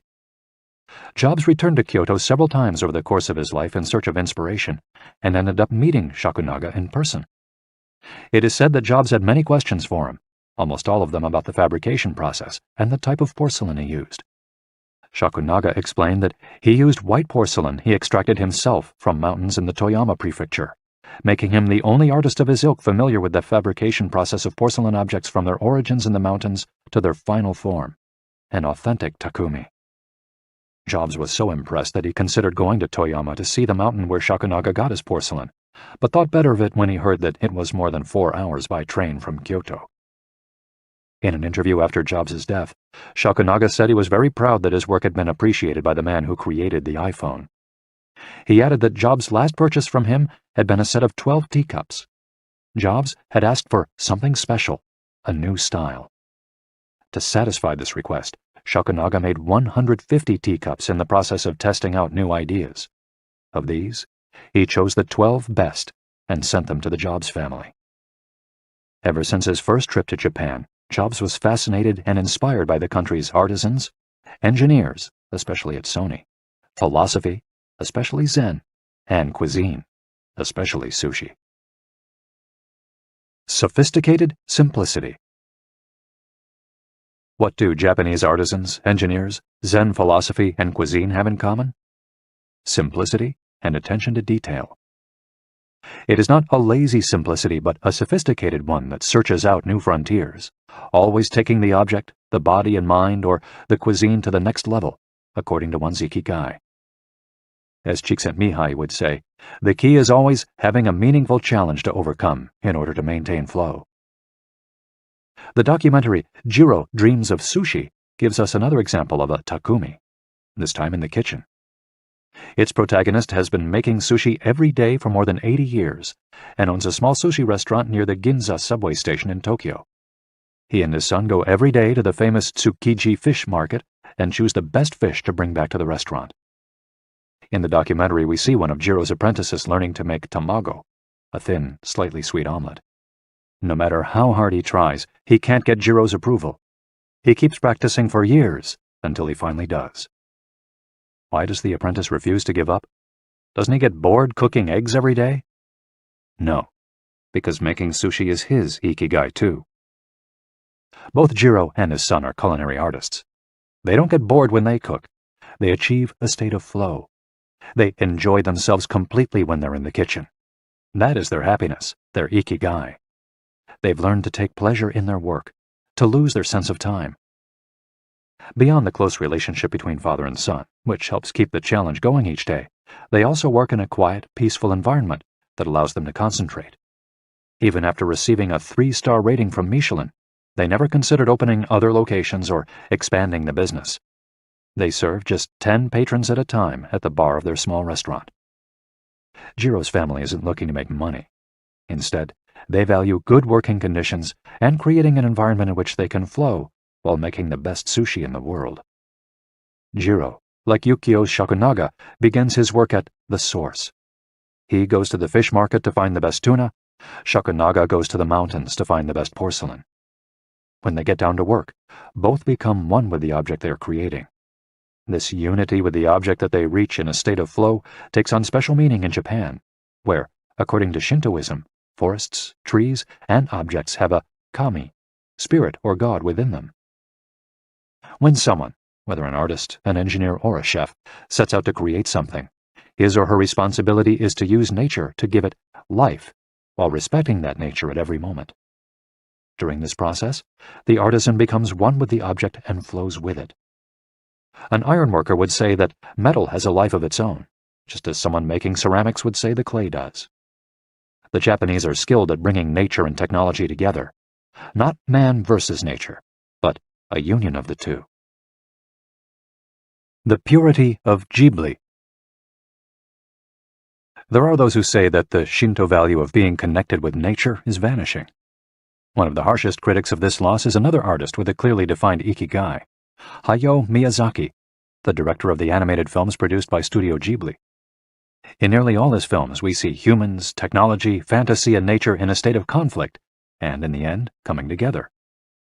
One of the most poignant metaphors in his film, Spirited Away, is an obese spirit covered in trash that represents pollution of the rivers.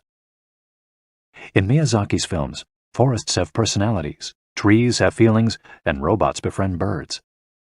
Considered a national treasure by the Japanese government, Miyazaki is an artist capable of becoming completely absorbed in his art. He uses a cell phone from the late 1990s, and he makes his entire team draw by hand. He directs his films by rendering on paper even the tiniest detail, achieving flow by drawing, not by using a computer. Thanks to this obsession on the director's part, Studio Ghibli is one of the only studios in the world where almost the entire production process is carried out using traditional techniques. Those who have visited Studio Ghibli know that it's fairly typical on a given Sunday to see a solitary individual tucked away in a corner, hard at work. A man in simple clothes who will greet them with an "Ohayo," hello, without looking up. Miyazaki is so passionate about his work that he spends many Sundays in the studio, enjoying the state of flow, putting his Ikigai above all else. Visitors know that under no circumstances is one to bother Miyazaki, who is known for his quick temper, especially if he is interrupted while drawing. In 2013, Miyazaki announced he was going to retire.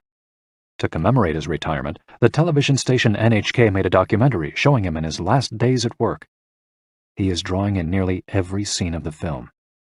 In one scene, several of his colleagues are seen coming out of a meeting, and there he is, drawing in a corner, paying no attention to them. In another scene, he is shown walking to work on December 30th, a national holiday in Japan, and opening the doors of Studio Ghibli so he can spend the day there, drawing alone. Miyazaki can't stop drawing. The day after his retirement, instead of going on vacation or staying at home, he went to Studio Ghibli and sat down to draw. His colleagues put on their best poker faces, not knowing what to say. 1 year later, he announced he wouldn't make any more feature films, but that he would keep on drawing until the day he died. Can someone really retire if he's passionate about what he does? The recluses. It is not only the Japanese who have this capacity. There are artists and scientists all over the world with strong, clear ikigais. They do what they love until their dying day. The last thing Einstein wrote before closing his eyes forever was a formula that attempted to unite all the forces of the universe in a single theory. When he died, he was still doing what he loved. If he hadn't been a physicist, he said, he would have been happy as a musician. When he wasn't focused on physics or mathematics, he enjoyed playing the violin. Reaching a state of flow while working on his formulas or playing music, his two ikigais, brought him endless pleasure. Many such artists might seem misanthropic or reclusive, but what they are really doing is protecting the time that brings them happiness, sometimes at the expense of other aspects of their lives. They are outliers who apply the principles of flow to their lives to an extreme. Another example of this kind of artist is the novelist Haruki Murakami. He sees only a close circle of friends and appears in public in Japan only once every few years. Artists know how important it is to protect their space, control their environment, and be free from distractions if they want to flow with their ikigai. Microflow. Enjoying mundane tasks. But what happens when we have to, say, do the laundry, mow the lawn, or attend to paperwork? Is there a way to make these mundane tasks enjoyable? Near the Shinjuku subway station, in one of the neural centers of Tokyo, there is a supermarket that still employs elevator operators. The elevators are fairly standard and could easily be operated by the customers, but the store prefers to provide the service of someone holding the door open for you, pushing the button for your floor, and bowing as you exit. If you ask around, you'll learn that there is one elevator operator who has been doing the same job since 2004. She is always smiling and enthusiastic about her work. How is she able to enjoy such a job? Doesn't she get bored doing something so repetitive? On closer inspection, it becomes clear that the elevator operator is not just pushing buttons, but is instead performing a whole sequence of movements. She begins by greeting the customers with a song-like salutation, followed by a bow and a welcoming wave of the hand. Then, she presses the elevator button with a graceful movement, as though she is a geisha offering a client a cup of tea. Csikszentmihalyi calls this microflow.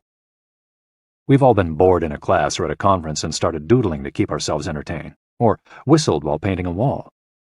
If we're not truly being challenged, we get bored and add a layer of complexity to amuse ourselves. Our ability to turn routine tasks into moments of microflow, into something we enjoy, is key to our being happy, since we all have to do such tasks. Even Bill Gates washes the dishes every night. He says he enjoys it, that it helps him relax and clear his mind, and that he tries to do it a little better each day, following an established order or set of rules he's made for himself. Plates first, forks second, and so on. It's one of his daily moments of microflow. Richard Feynman, one of the most important physicists of all time, also took pleasure in routine tasks. W. Daniel Hillis, one of the founders of the supercomputer manufacturer Thinking Machines, hired Feynman to work on the development of a computer that could handle parallel processing when he was already world famous. He says Feynman showed up on his first day of work and said, "Okay, boss, what's my assignment?" They didn't have anything prepared, so they asked him to work on a certain mathematical problem. He immediately realized they were giving him an irrelevant task to keep him busy and said, "That sounds like a bunch of baloney. Give me something real to do." So they sent him to a nearby shop to buy office supplies, and he completed his assignment with a smile on his face. When he didn't have something important to do or needed to rest his mind, Feynman dedicated himself to microflowing, say, painting the office walls. Weeks later, after visiting the Thinking Machines offices, a group of investors declared, "You have a Nobel laureate in there, painting walls and soldering circuits." Instant vacations. Getting there through meditation. Training the mind can get us to a place of flow more quickly. Meditation is one way to exercise our mental muscles. There are many types of meditation, but they all have the same objective: calming the mind, observing our thoughts and emotions, and centering our focus on a single object. The basic practice involves sitting with a straight back and focusing on your breath. Anyone can do it, and you feel a difference after just one session. By fixing your attention on the air moving in and out of your nose, you can slow the torrent of thoughts and clear your mental horizons. The Archer's Secret. The winner of the 1988 Olympic gold medal for archery was a 17-year-old woman from South Korea. When asked how she prepared, she replied that the most important part of her training was meditating for 2 hours each day. If we want to get better at reaching a state of flow, meditation is an excellent antidote to our smartphones and their notifications constantly clamoring for our attention. One of the most common mistakes among people starting to meditate is worrying about doing it right, achieving absolute mental silence or reaching nirvana. The most important thing is to focus on the journey. Since the mind is a constant swirl of thoughts, ideas, and emotions, slowing down the centrifuge, even for just a few seconds, can help us feel more rested and leave us with a sense of clarity. In fact, one of the things we learn in the practice of meditation is not to worry about anything that flits across our mental screen. The idea of killing our boss might flash into our mind, but we simply label it as a thought and let it pass like a cloud, without judging or rejecting it. It's only a thought, one of the 60,000 we have every day, according to some experts. Meditation generates alpha and theta brainwaves. For those experienced in meditation, these waves appear right away, while it might take half an hour for a beginner to experience them. These relaxing brainwaves are the ones that are activated right before we fall asleep, as we lie in the sun or right after taking a hot bath. We all carry a spa with us everywhere we go. It's just a matter of knowing how to get in, something anyone can do with a bit of practice. Humans as ritualistic beings. Life is inherently ritualistic. We could argue that humans naturally follow rituals that keep us busy. In some modern cultures, we've been forced out of our ritualistic lives to pursue goal after goal in order to be seen as successful. But throughout history, humans have always been busy. We were hunting, cooking, farming, exploring, and raising families, activities that were structured as rituals to keep us busy throughout our days. But in an unusual way, rituals still permeate daily life and business practices in modern Japan. The main religions in Japan, Confucianism, Buddhism, and Shintoism, are all ones in which the rituals are more important than absolute rules. When doing business in Japan, process, manners, and how you work on something is more important than the final results. Whether this is good or bad for the economy is beyond the scope of this audiobook. What is indisputable, though, is that finding flow in a ritualistic workplace is much easier than in one in which we are continually stressed out trying to achieve unclear goals set by our bosses. Rituals give us clear rules and objectives, which help us enter a state of flow. When we have only a big goal in front of us, we might feel lost or overwhelmed by it. Rituals help us by giving us the process, the sub-steps on the path to achieving a goal. When confronted with a big goal, try to break it down into parts, and then attack each part one by one. Focus on enjoying your daily rituals, using them as tools to enter a state of flow. Don't worry about the outcome. It will come naturally. Happiness is in the doing, not in the result.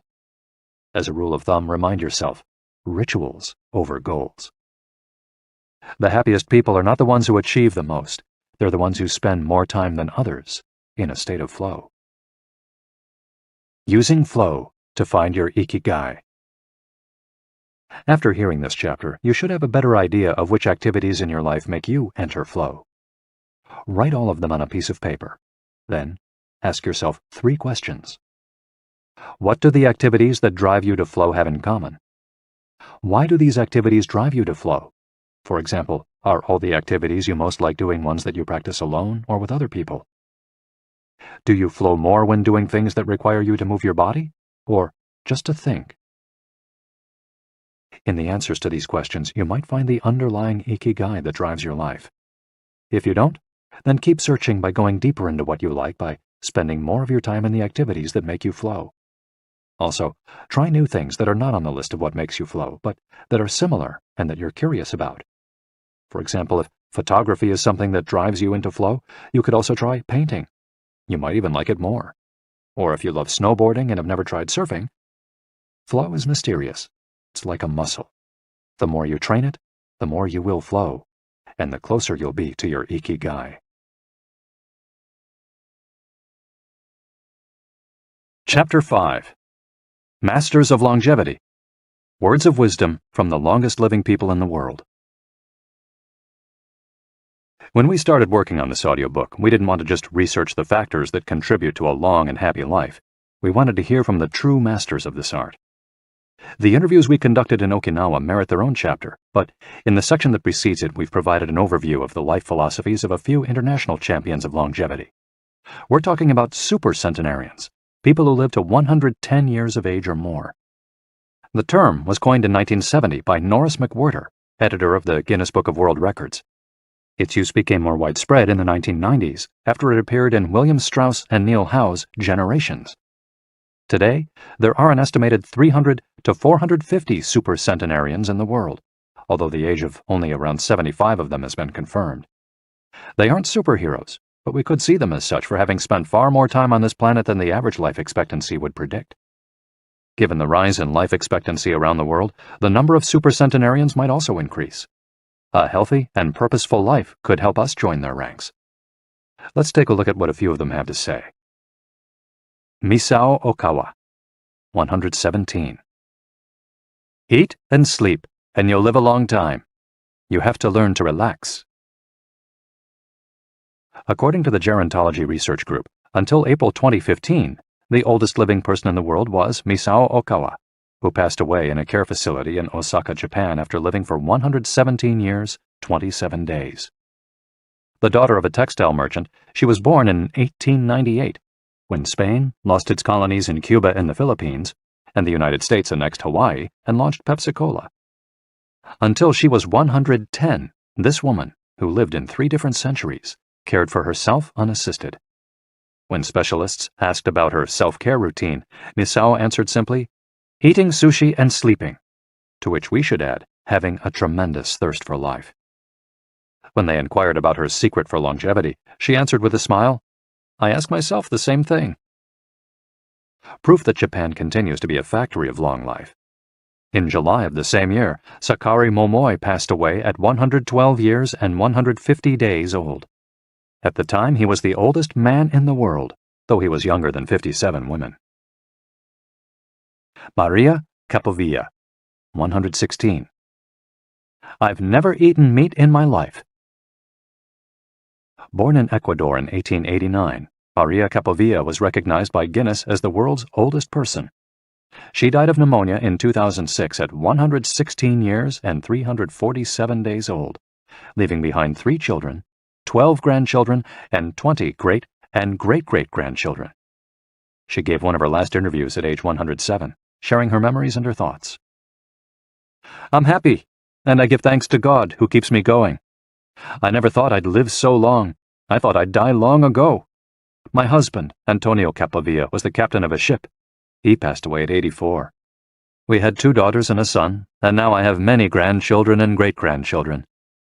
Things were better back in the old days. People behaved better.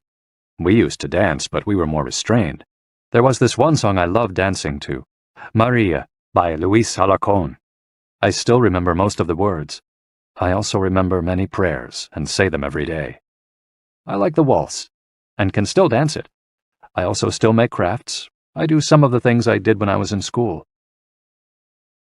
When she had finished recalling her past, she began to dance, one of her great passions, with an energy that made her seem decades younger.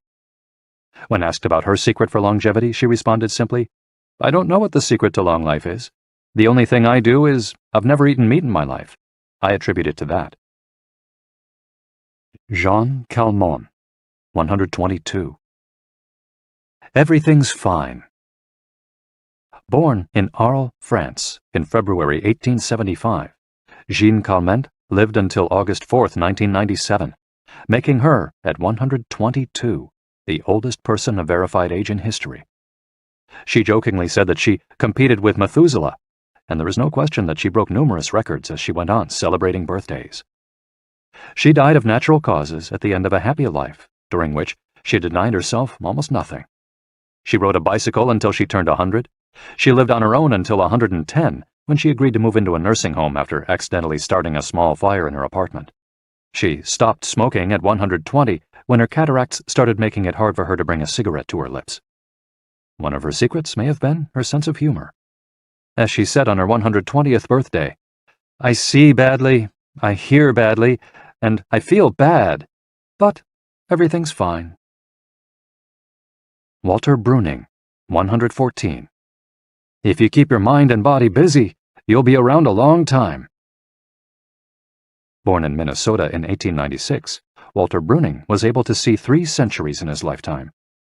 He died in Montana in 2011 from natural causes. He'd had 2 wives and a 50-year career on the railroad. At 83, he retired to an assisted living center in Montana, where he remained until his death. He is the 2nd oldest man of verified age ever born in the United States. He gave many interviews in his final years, insisting that his longevity stemmed from, among other things, his habit of eating only 2 meals per day and working for as many hours as he could. Your mind and your body, you keep both busy, he said on his 112th birthday. You'll be here a long time. Back then, he was still exercising every day. Among Bruning's other secrets, he had a habit of helping others, and he wasn't afraid of dying. As he declared in a 2010 interview with the Associated Press, we're all going to die. Some people are scared of dying. Never be afraid to die, because you're born to die. Before passing away in 2011, he is said to have told a pastor that he'd made a deal with God. If he wasn't going to get better, it was time to go. Alexander Emich, 111. I just haven't died yet. Born in Poland in 1903, Alexander Emich was a chemist and parapsychologist residing in the United States who, after the death of his predecessor in 2014, became the oldest man of authenticated age in the world. Emich himself died a year thereafter, in June of that year, leaving behind a long life rich with experiences. Emich attributed his longevity to, among other things, never drinking alcohol. It's not as though I'd won the Nobel Prize, he said upon being declared the world's oldest man. I never thought I'd get to be so old. When asked about his secret to living so long, his answer was, "I don't know. I just haven't died yet." Ikigai artists. The secret to long life, however, is not held by supercentenarians alone. There are many people of advanced age who, though they haven't made it into Guinness World Records, offer us inspiration and ideas for bringing energy and meaning to our lives. Artists, for example, who carry the torch of their Ikigai instead of retiring, have this power. Art, in all its forms, is an Ikigai that can bring happiness and purpose to our days. Enjoying or creating beauty is free, and something all human beings have access to. Hokusai, the Japanese artist who made woodblock prints in the ukiyo-e style and lived for 88 years, from the mid-18th to the mid-19th century, added this postscript to the first edition of his 100 Views of Mount Fuji. "All that I have produced before the age of 70 is not worth being counted. It is at the age of 73 that I have somewhat begun to understand the structure of true nature, of animals and grasses, and trees and birds, and fishes and insects. Consequently, at 80 years of age, I shall have made still more progress. At 90, I hope to have penetrated into the mystery of things. At 100 years of age, I should have reached decidedly a marvelous degree.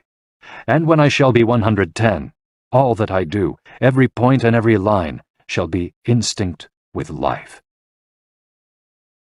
Following is our collection of some of the most inspirational words from artists interviewed by Camille Sweeney for the New York Times. Of those still living, none have retired, and all still enjoy their passion, which they plan to pursue until their final breath, demonstrating that when you have a clear purpose, no one can stop you. The actor Christopher Plummer, still working at 86, reveals a dark desire shared by many who love the profession. "We want to drop dead on stage. That would be a nice, theatrical way to go." Osamu Tezuka, the father of modern Japanese manga, shared this feeling. Before he died in 1989, his last words as he drew one final cartoon were, "Please, just let me work." The 86-year-old filmmaker Frederick Wiseman declared on a stroll through Paris that he likes to work, which is why he does it with such intensity. "Everybody complains about the aches and pains and all that, but my friends are either dead or are still working," he said. Carmen Herrera, a painter who just entered her 100th year, sold her first canvas at 89. Today, her work is in the permanent collections of the Tate Modern and the Museum of Modern Art. When asked how she viewed her future, she responded, "I am always waiting to finish the next thing. Absurd, I know. I go day by day." Never stop learning. You may grow old and trembling in your anatomies. You may lie awake at night listening to the disorder of your veins. You may miss your only love. You may see the world about you devastated by evil lunatics, or know your honor trampled in the sewers of baser minds. There is only one thing for it then: to learn. Learn why the world wags and what wags it. That is the only thing which the mind can never exhaust, never alienate, never be tortured by, never fear or distrust, and never dream of regretting. T.H. White, the once and future king. For his part, naturalist and author Edward O. Wilson asserted, "I feel I have enough experience to join those who are addressing big questions. About 10 years ago, when I began reading and thinking more broadly about the questions of what are we, where did we come from, and where are we going, I was astonished at how little this was being done." Ellsworth Kelly, an artist who passed away in 2015 at the age of 92, assured us that the idea that we lose our faculties with age is, in part, a myth, because instead we develop a greater clarity and capacity for observation. It's one thing about getting older: you see more. Every day, I'm continuing to see new things. That's why there are new paintings. At age 86, the architect Frank Gehry reminds us that some buildings can take 7 years, from the time you're hired until you're finished, a fact that favors a patient attitude with regard to the passage of time. The man responsible for the Guggenheim Museum Bilbao, however, knows how to live in the here and now. You stay in your time. You don't go backward. I think if you relate to the time you're in, you keep your eyes and ears open, read the paper, see what's going on, stay curious about everything, you'll automatically be in your time. Longevity in Japan. Because of its robust civil registry, many of those verified as having lived the longest are found in the United States. However, there are many centenarians living in remote villages in other countries. A peaceful life in the countryside seems pretty common among people who have watched a century pass. Without question, the international superstar of longevity is Japan, which has the highest life expectancy of any country in the world. In addition to a healthy diet, which we will explore in detail, and an integrated healthcare system in which people go to the doctor for regular checkups to prevent disease, longevity in Japan is closely tied to its culture, as we'll see later on. The sense of community and the fact that Japanese people make an effort to stay active until the very end are key elements of their secret to long life. If you want to stay busy even when there's no need to work, there has to be an Ikigai on your horizon. A purpose that guides you throughout your life and pushes you to make things of beauty and utility for the community and yourself. Chapter 6. Lessons from Japan's Centenarians. Traditions and Proverbs for Happiness and Longevity. To get to Ogimi, we had to fly nearly 3 hours from Tokyo to Naha, the capital of Okinawa. Several months earlier, we'd contacted the town council of a place known as the Village of Longevity to explain the purpose of our trip and our intention to interview the oldest members of the community. After numerous conversations, we finally got the help we were looking for and were able to rent a house just outside the town. 1 year after starting this project, we found ourselves on the doorstep of some of the longest living people in the world. We realized right away that time seems to have stopped there, as though the entire town were living in an endless here and now. Arriving in Ogimi. After 2 hours on the road from Naha, we're finally able to stop worrying about the traffic. To our left are the sea and an empty stretch of beach. To our right, the mountainous jungle of Okinawa's Yanbaru forests. Once Route 58 passes Nago, where Orion beer, the pride of Okinawa, is made, it skirts the coast until it reaches Ogimi. Every now and then, a few little houses and stores crop up in the narrow stretch of land between the road and the base of the mountain. We pass small clusters of houses scattered here and there as we enter the municipality of Ogimi, but the town doesn't really seem to have a center. Our GPS finally guides us to our destination, the Center for the Support and Promotion of Well-Being, housed in an unattractive cinder block building right off the highway. We go in through the back door, where a man named Taira is waiting for us. Beside him is a petite, cheerful woman who introduces herself as Yuki. 2 other women immediately get up from desks and show us to a conference room. They serve us each a cup of green tea and a few shikuwasa, a small citrus fruit that packs a big nutritional punch, as we'll see later on. Taira sits down across from us in his formal suit and opens up a large planner and a 3-ring binder. Yuki sits next to him. The binder contains a list of all the town's residents, organized by age and club, or moai. Taira points out that these groups of people who help one another are characteristic of Ogimi. The moai are not organized around any concrete objective. They function more like a family. Taira also tells us that volunteer work, rather than money, drives much of what happens in Ogimi. Everyone offers to pitch in, and the local government takes care of assigning tasks. This way, everyone can be useful and feels like part of the community. Ogimi is the penultimate town before Cape Hedo, the northernmost point of the largest island in the archipelago. From the top of Ogimi's mountains, we're able to look down over the whole town. Almost everything is the green of the Yanbaru jungle, making us wonder where the nearly 3,200 residents are hiding. We can see a few houses, but they're scattered in little clusters near the sea or in small valleys, accessible by side roads. Communal life. We're invited to eat in one of Ogimi's few restaurants, but when we arrive, the only 3 tables are already reserved. "Don't worry, we'll go to Churaumi instead. It never fills up," says Yuki, walking back to the car. She's still driving at age 88, and takes great pride in that.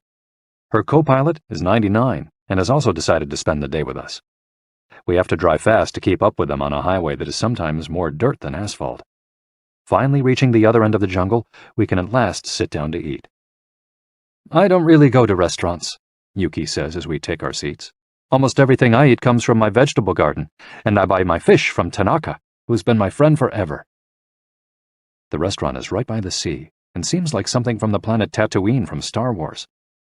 The menu boasts in large letters that it serves slow food, prepared with organic vegetables grown in the town.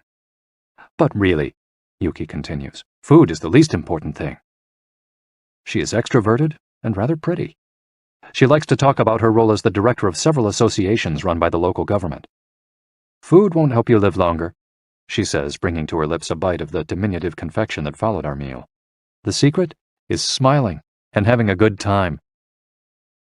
There are no bars and only a few restaurants in Ogimi, but those who live there enjoy a rich social life that revolves around community centers.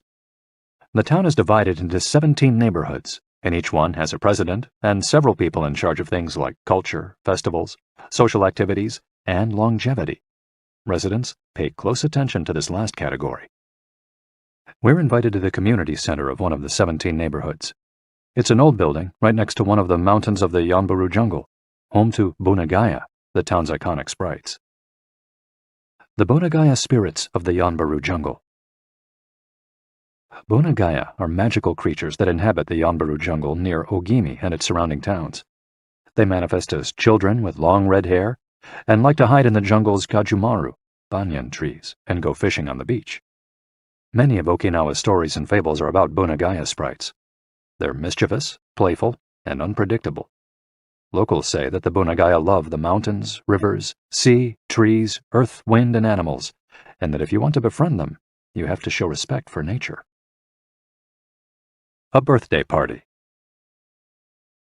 When we arrive at the neighborhood's community center, we're greeted by a group of about 20 people who proudly proclaim, "The youngest among us is 83. We conduct our interviews at a large table while drinking green tea. When we finish, we're brought to an event space where we celebrate the birthdays of 3 members of the group. One woman is turning 99, another 94, and one young man has just reached 89. We sing a few songs popular in the village and finish up with "Happy Birthday" in English. The woman turning 99 blows out the candles and thanks everyone for coming to her party.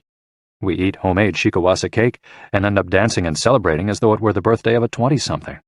It's the first party, but not the last, that we'll attend during our week in the village. We'll also do karaoke with a group of seniors who sing better than we do, and attend a traditional festival with local bands, dancers, and food stands at the foot of a mountain.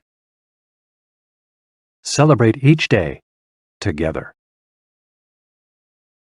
Celebrations seem to be an essential part of life in Ogimi. We're invited to watch a game of gate ball, one of the most popular sports among Okinawa's older residents. It involves hitting a ball with a mallet-like stick. It's a low-impact sport that can be played anywhere, and it's a good excuse to move around and have fun as a group. The residents hold local competitions, and there is no age limit for participants. We participate in the weekly game and lose to a woman who recently turned 104. Everyone cheers, and the defeated look on our faces elicits laughter. In addition to playing and celebrating as a community, spirituality is also essential to the happiness of the village's residents. The gods of Okinawa.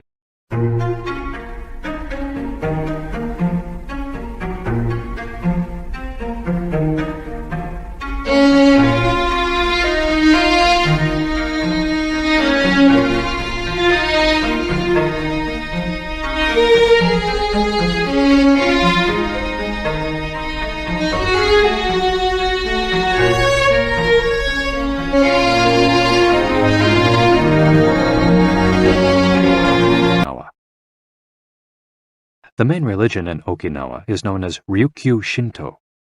Ryukyu is the original name of the Okinawa archipelago, and Shinto means the path of the gods. Ryukyu Shinto combines elements of Chinese Taoism, Confucianism, Buddhism, and Shintoism with shamanistic and animistic elements. According to this ancient faith, the world is populated by an infinite number of spirits divided into several types: spirits of the home, of the forest, of the trees, and of the mountains. It's important to appease these spirits through rituals and festivals, and by consecrating sacred grounds. Okinawa is full of sacred jungles and forests, where many of the 2 main kinds of temples are found, the Utaki and the Uganju. We visited an Uganju, or small open-air temple, adorned with incense and coins, next to a waterfall in Ogimi. The Utaki is a collection of stones where people go to pray and where, supposedly, spirits gather. In Okinawa's religious practice, women are considered spiritually superior to men, whereas the opposite is true of traditional Shintoism in the rest of Japan. Yuta are women chosen as mediums by their communities to make contact with the spirit realm through traditional rites. Ancestor worship is another important feature of spiritual practice in Okinawa, and in Japan in general. The home of each generation's firstborn usually contains a butsudan, or small altar, used to pray for and make offerings to the family's ancestors. Mabui. Every person has an essence, or mabui. This mabui is our spirit and the source of our life force. It is immortal and makes us who we are. Sometimes the mabui of someone who has died is trapped in the body of a living person. This situation requires a separation ritual to free the mabui of the deceased. It often happens when a person dies suddenly, especially at a young age, and his or her mabui does not want to move on to the realm of the dead. A mabui can also be passed from person to person by physical contact.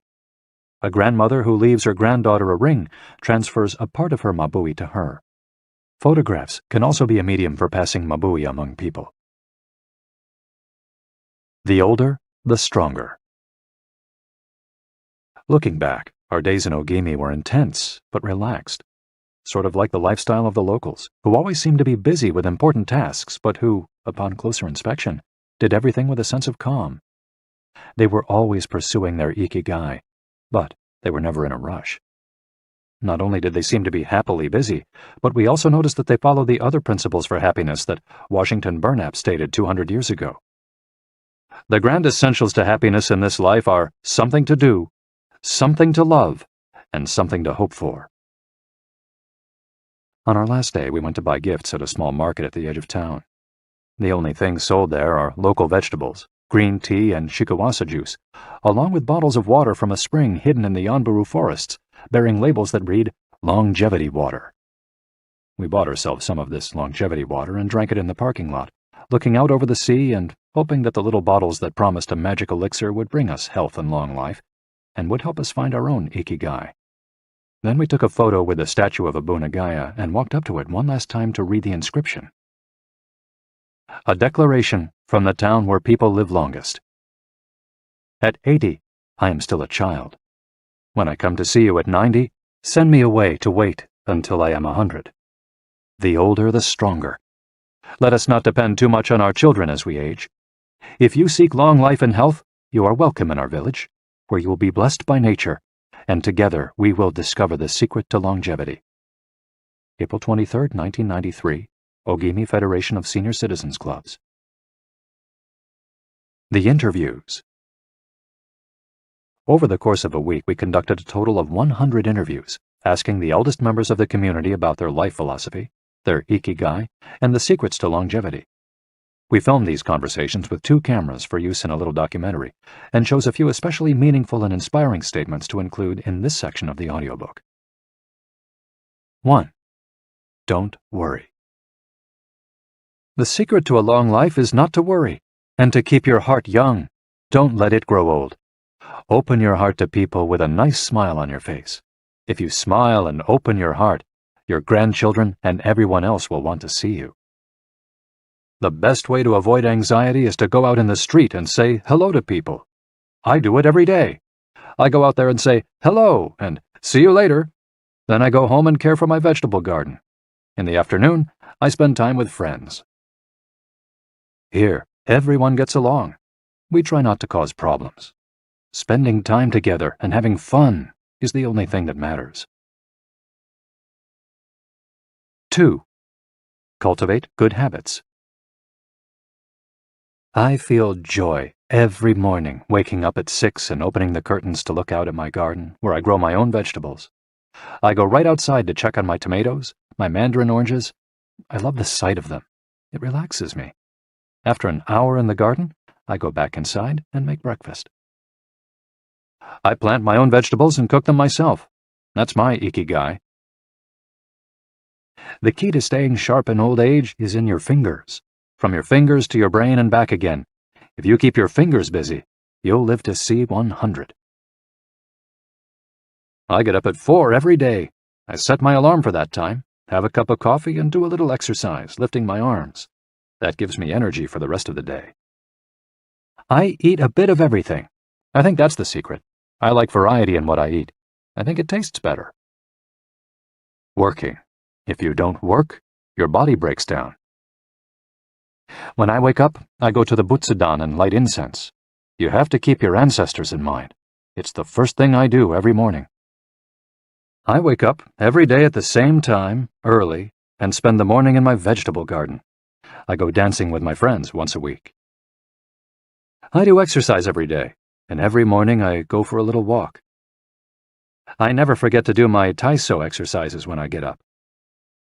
Eating vegetables, it helps you live longer. To live a long time, you need to do 3 things: exercise to stay healthy, eat well, and spend time with people. 3. Nurture your friendships every day. Getting together with my friends is my most important Ikigai. We all get together here and talk. It's very important. I always know I'll see them all here tomorrow, and that's one of my favorite things in life. My main hobby is getting together with friends and neighbors. Talking each day with the people you love, that's the secret to a long life. I say hello and see you later to the children on their way to school and wave at everyone who goes by me in their car. Drive safely, I say. Between 7:20 a.m. and 8:15 a.m., I'm outside on my feet the whole time, saying hello to people. Once everyone's gone, I go back inside. Chatting and drinking tea with my neighbors, that's the best thing in life. And singing together.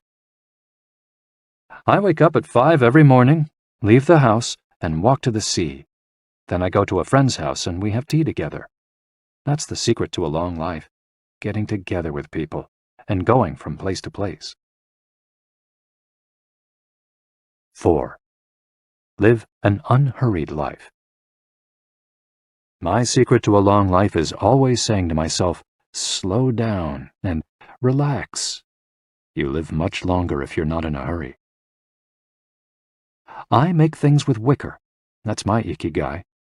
The first thing I do when I wake up is pray, then I do my exercises and eat breakfast. At 7, I calmly start working on my wicker. When I get tired at 5, I go visit my friends.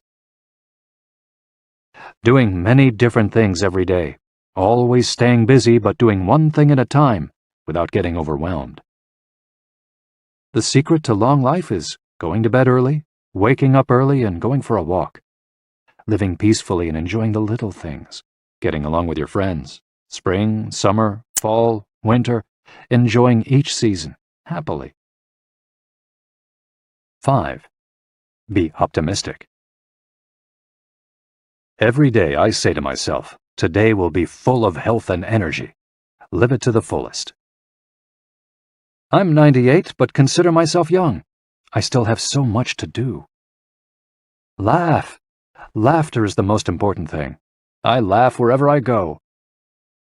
I'm going to live to be 100. Of course I am. It's a huge motivation for me. Dancing and singing with your grandchildren is the best thing in life. I feel very fortunate to have been born here. I give thanks for it every day. The most important thing in Ogimi, in life, is to keep smiling. I do volunteer work to give back to the village a bit of what it has given to me. For example, I use my car to help friends get to the hospital. There's no secret to it. The trick is just to live. Keys to the Ogimi lifestyle.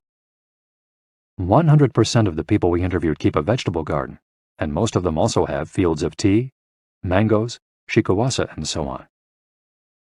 All belong to some form of neighborhood association where they feel cared for as though by family. They celebrate all the time, even little things. Music, song, and dance are essential parts of daily life. They have an important purpose in life, or several. They have an Ikigai, but they don't take it too seriously. They're relaxed and enjoy all that they do. They are very proud of their traditions and local culture. They are passionate about everything they do, however insignificant it might seem. Locals have a strong sense of yui ma'aru, recognizing the connection between people. They help each other with everything from work in the fields, harvesting sugarcane or planting rice, to building houses and municipal projects. Our friend Miyagi, who ate dinner with us on our last night in town, told us that he was building a new home with the help of all his friends, and that we could stay there the next time we were in Ogimi. They are always busy, but they occupy themselves with tasks that allow them to relax. We didn't see a single old grandpa sitting on a bench doing nothing. They're always coming and going, to sing karaoke, visit with neighbors, or play a game of gateball. Chapter 7. The Ikigai Diet. What the world's longest living people eat and drink. According to the World Health Organization, Japan has the highest life expectancy in the world, 85 years for men and 87.3 years for women. Moreover, it has the highest ratio of centenarians in the world, more than 520 for every million people, as of September 2016. While life expectancy in Japan is high overall, Okinawa exceeds the national average. Okinawa is one of the areas in Japan that were most affected by World War II. As a result not only of conflicts on the battlefield, but also of hunger and a lack of resources once the war ended, the average life expectancy was not very high during the 1940s and 1950s. As Okinawans recovered from the destruction, however, they came to be some of the country's longest living citizens. What secrets to long life do the Japanese hold? What is it about Okinawa that makes it the best of the best in terms of life expectancy? Experts point out that, for one thing, Okinawa is the only province in Japan without trains. Its residents have to walk or cycle when not driving. It's also the only province that has managed to follow the Japanese government's recommendation of eating less than 10 grams of salt per day. Okinawa's Miracle Diet. The mortality rate from cardiovascular disease in Okinawa is the lowest in Japan, and diet almost certainly has a lot to do with this. It's no coincidence that the Okinawa diet is so often discussed around the world at panels on nutrition. The most concrete and widely cited data on diet in Okinawa came from studies by Makoto Suzuki, a cardiologist at the University of Ryukyus, who has published more than 700 scientific articles on nutrition and aging in Okinawa since 1970. Bradley J. Wilcox and D. Craig Wilcox joined Makoto Suzuki's research team and published a book considered the Bible on the subject, The Okinawa Program. They reached the following conclusions. Locals eat a wide variety of foods, especially vegetables. Variety seems to be key. A study of Okinawa's centenarians showed that they ate 206 different foods, including spices, on a regular basis. They ate an average of 18 different foods each day, a striking contrast to the nutritional poverty of our fast food culture. They eat at least 5 servings of fruits and vegetables every day. At least 7 types of fruits and vegetables are consumed by Okinawans on a daily basis. The easiest way to check if there's enough variety on your table is to make sure you're eating the rainbow. A table featuring red peppers, carrots, spinach, cauliflower, and eggplant, for example, offers great color and variety. Vegetables, potatoes, legumes, and soy products, such as tofu, are the staples of an Okinawan's diet. More than 30% of their daily calories come from vegetables. Grains are the foundation of their diet. Japanese people eat white rice every day, sometimes adding noodles. Rice is the primary food in Okinawa as well. They rarely eat sugar. And if they do, it's cane sugar. We drove through several sugarcane fields every morning on our way to Ogimi, and even drank a glass of cane juice at Nakijin Castle. Beside the stall selling the juice was a sign describing the anti-carcinogenic benefits of sugarcane. In addition to these basic dietary principles, Okinawans eat fish an average of 3 times per week. Unlike in other parts of Japan, the most frequently consumed meat is pork, though locals eat it only once or twice per week. Along these lines, Makoto Suzuki's studies indicate the following. Okinawans consume, in general, 1/3 as much sugar as the rest of Japan's population, which means that sweets and chocolate are much less a part of their diet. They also eat practically half as much salt as the rest of Japan, 7 grams per day compared to an average of 12. They consume fewer calories, an average of 1,785 per day compared to 2,068 in the rest of Japan. In fact, low caloric intake is common among the 5 blue zones. Hara Hachibu. This brings us back to the 80% rule we mentioned in the first chapter, a concept known in Japanese as Hara Hachibu. It's easy to do. When you notice you're almost full but could have a little more, just stop eating. One easy way to start applying the concept of harahachi-bu is to skip dessert, or to reduce portion size. The idea is to still be a little bit hungry when you finish. This is why portion size tends to be much smaller in Japan than in the West. Food isn't served as appetizers, main courses, and dessert. Instead, it's much more common to see everything presented at once on small plates. One with rice, another with vegetables, a bowl of miso soup, and something to snack on. Serving food on many small plates makes it easier to avoid eating too much and facilitates the varied diet discussed at the beginning of this chapter. Harahachi-bu is an ancient practice. The 12th century book on Zen Buddhism, Zazen Youjinki, recommends eating 2/3 as much as you might want to. Eating less than one might want is common among all Buddhist temples in the East. Perhaps Buddhism recognized the benefits of limiting caloric intake more than 9 centuries ago. So, eat less to live longer? Few would challenge this idea. Without taking it to the extreme of malnutrition, of course, eating fewer calories than our bodies ask for seems to increase longevity. The key to staying healthy while consuming fewer calories is eating foods with a high nutritional value, especially superfoods, and avoiding those that add to our overall caloric intake but offer little to no nutritional value. The calorie restriction we've been discussing is one of the most effective ways to add years to your life. If the body regularly consumes enough or too many calories, it gets lethargic and starts to wear down, expending significant energy on digestion alone. Another benefit of calorie restriction is that it reduces levels of IGF-1, insulin-like growth factor 1, in the body. IGF-1 is a protein that plays a significant role in the aging process.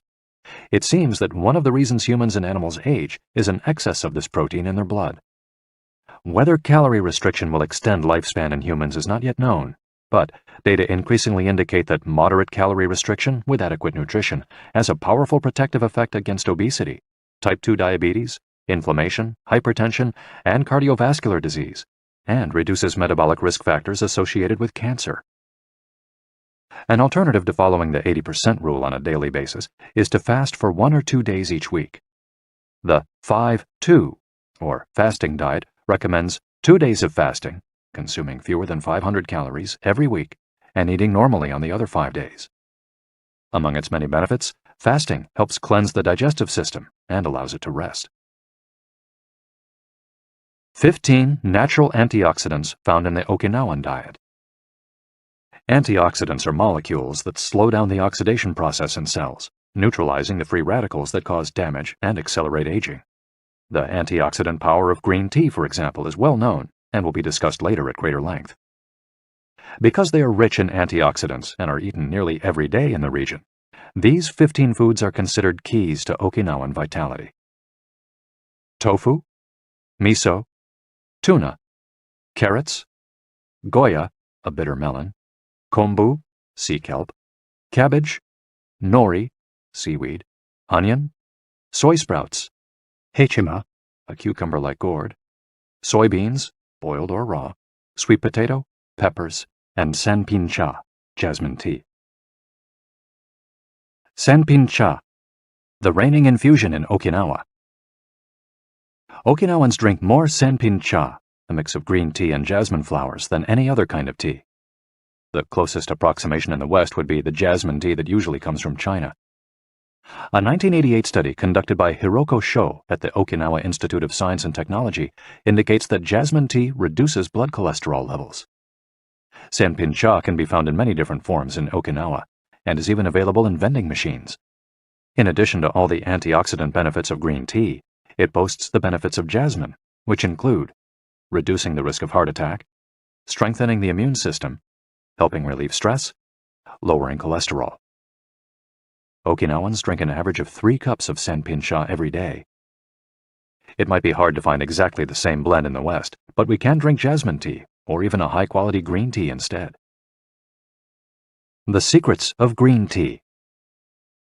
Green tea has been credited for centuries with significant medicinal properties. Recent studies have confirmed its many benefits and have attested to the importance of this ancient plant in the longevity of those who drink it often. Originally from China, where it's been consumed for millennia, green tea didn't make its way to the rest of the world until just a few centuries ago. Unlike other teas, and as a result of being air-dried without fermentation, it retains its active elements even after being dried and crumbled. It offers meaningful health benefits such as controlling cholesterol, lowering blood sugar levels, improving circulation, protection against the flu, vitamin C, promoting bone health, fluoride, protection against certain bacterial infections, protection against UV damage, cleansing, and diuretic effects. White tea, with its high concentration of polyphenols, may be even more effective against aging. In fact, it's considered to be the natural product with the greatest antioxidant power in the world, to the extent that 1 cup of white tea might pack the same punch as a dozen glasses of orange juice. In summary, drinking green or white tea every day can help us reduce the free radicals in our bodies, keeping us young longer. The powerful shikuwasa. Shikuwasa is the citrus fruit par excellence of Okinawa, and Ogimi is its largest producer in all of Japan. The fruit is extremely acidic. It's impossible to drink shikuwasa juice without diluting it first with water. Its taste is somewhere between that of a lime and a mandarin orange, to which it bears a family resemblance. Shikuwasas also contain high levels of nobiletin, a flavonoid rich in antioxidants.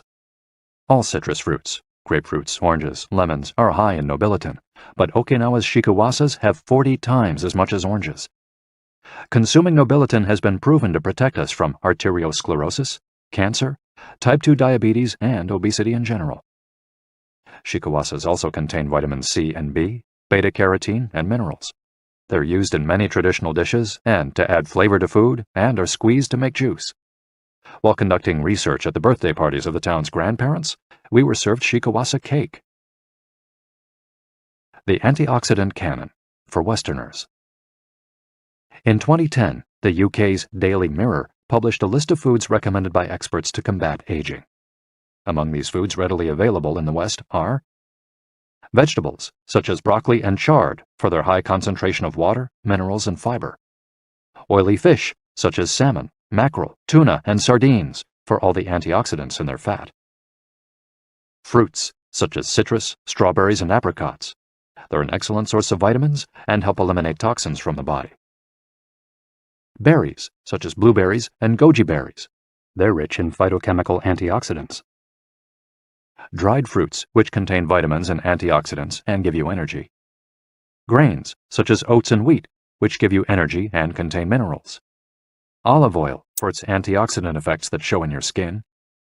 Red wine, in moderation, for its antioxidant and vasodilatory properties. Foods that should be eliminated are refined sugar and grains, processed baked goods, and prepared foods, along with cow's milk and all its derivatives. Following this diet will help you feel younger and slow the process of premature aging. Chapter 8. Gentle Movements, Longer Life. Exercises from the East that promote health and longevity. Studies from the Blue Zone suggest that the people who live the longest are not the ones who do the most exercise, but rather the ones who move the most. When we visited Ogimi, the village of longevity, we discovered that even people over 80 and 90 years old are still highly active.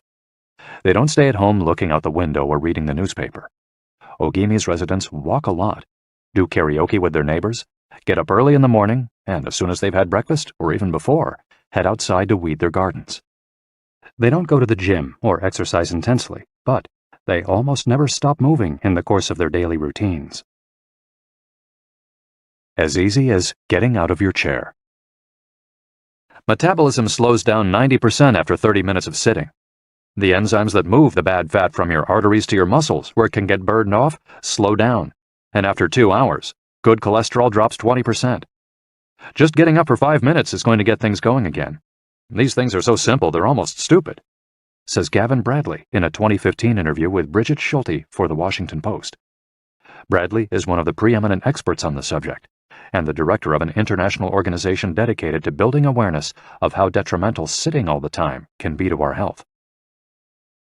If we live in a city, we might find it hard to move in natural and healthy ways every day, but we can turn to exercises that have proven for centuries to be good for the body. The Eastern disciplines for bringing body, mind, and soul into balance have become quite popular in the West, but in their countries of origin, they've been used for ages to promote health. Yoga, originally from India, though very popular in Japan, and China's Qigong and Tai Chi, among other disciplines, seek to create harmony between a person's body and mind so they can face the world with strength, joy, and serenity. They're touted as elixirs of youth, and science has endorsed the claim. These gentle exercises offer extraordinary health benefits and are particularly appropriate for older individuals who have a harder time staying fit. Tai Chi has been shown, among other things, to slow the development of osteoporosis and Parkinson's disease, to increase circulation, and to improve muscle tone and flexibility. Its emotional benefits are just as important. It's a great shield against stress and depression. You don't need to go to the gym for an hour every day or run marathons. As Japanese centenarians show us, all you need is to add movement to your day. Practicing any of these Eastern disciplines on a regular basis is a great way to do so. An added benefit is that they all have well-defined steps, and as we heard in Chapter 4, disciplines with clear rules are good for flow. If you don't like any of these disciplines, feel free to choose a practice that you love and that makes you move. Following, we'll take a look at some of the practices that promote health and longevity. But first, a little appetizer. A singularly Japanese exercise for starting your day. Radio Taiso. This morning warm-up has been around since before World War II. The radio part of its name is from when the instructions for each exercise were transmitted over the radio, but today people usually do these movements while tuned to a television channel or internet video demonstrating the steps. One of the main purposes of doing radio Taiso is to promote a spirit of unity among participants. The exercises are always done in groups, usually in schools before the start of classes, and in businesses before the workday begins. Statistics show that 30% of Japanese practice radio Taiso for a few minutes every morning. But radio Taiso is one thing that almost everyone we interviewed in Ogimi had in common. Even the residents of the nursing home we visited dedicated at least 5 minutes every day to doing it, though some did the exercises from their wheelchairs. We joined them on their daily practice, and we felt refreshed for the rest of the day. When these exercises are done in a group, it's usually on a sports field or in a large reception hall, and typically involves some kind of loudspeaker. The exercises take 5 or 10 minutes, depending on whether you do all or only some of them. They focus on dynamic stretching and increasing joint mobility. One of the most iconic radio Taiso exercises consists of simply raising your arms above your head and then bringing them down in a circular motion. It's a tool to wake up the body, an easy mobility workout that is low in intensity and that focuses on exercising as many joints as possible. It might seem basic, but in our modern lives, we can spend days without raising our arms above our ears. Think about it. Our arms are down when using computers, when using smartphones, when reading books. One of the few times we raise our hands over our heads is when reaching for something in a cupboard or closet, while our ancestors were raising their hands over their heads all the time when gathering things from trees. Radio Taiso helps us to practice all the basic movements of the body. Yoga. Popular in Japan as well as in the West, yoga can be done by almost anyone. Some of its poses have even been adapted for pregnant women and practitioners with physical disabilities. Yoga comes from India, where it was developed millennia ago to unite our mental and physical elements. The word yoga itself comes from the Sanskrit term for yoke, which refers to the crosspiece that binds draft animals to one another and to the cart they're pulling. Yoga strives to unite body and mind in the same way, guiding us toward a healthy lifestyle in harmony with the world around us. The main objectives of yoga are to bring us closer to our human nature, mental and physical purification, to bring us closer to the divine. Styles of yoga. Though all are oriented towards similar goals, there are many different types of yoga that vary according to the traditions and texts from which they were developed. The differences among them lie, as the masters say, in the path taken to the summit of our best self. Jnana Yoga. The yoga of wisdom, the search for discipline and mental growth.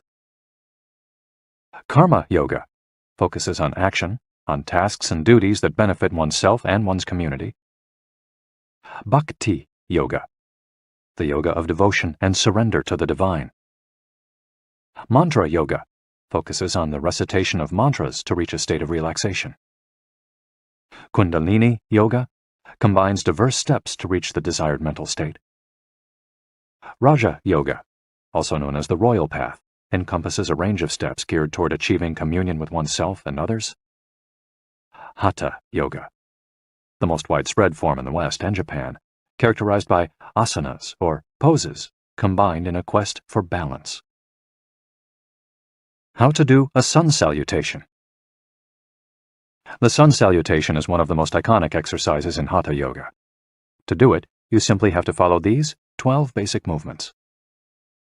1. With your feet together, stand up straight, but keep your muscles relaxed. Exhale. 2. Place the palms of your hands together in front of your chest. From this position, inhale as you raise your arms above your head and bend backwards slightly. 3. Exhale as you bend forward until you touch the ground with the palms of your hands, without bending your knees. 4.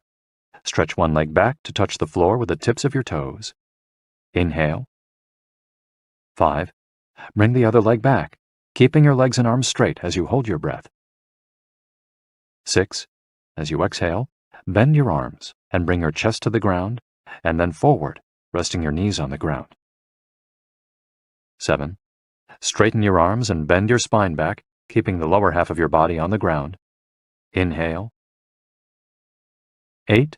With your hands and feet on the ground, lift your hips until your arms and legs are straight and your body forms an upside-down V. Exhale throughout the movement. 9.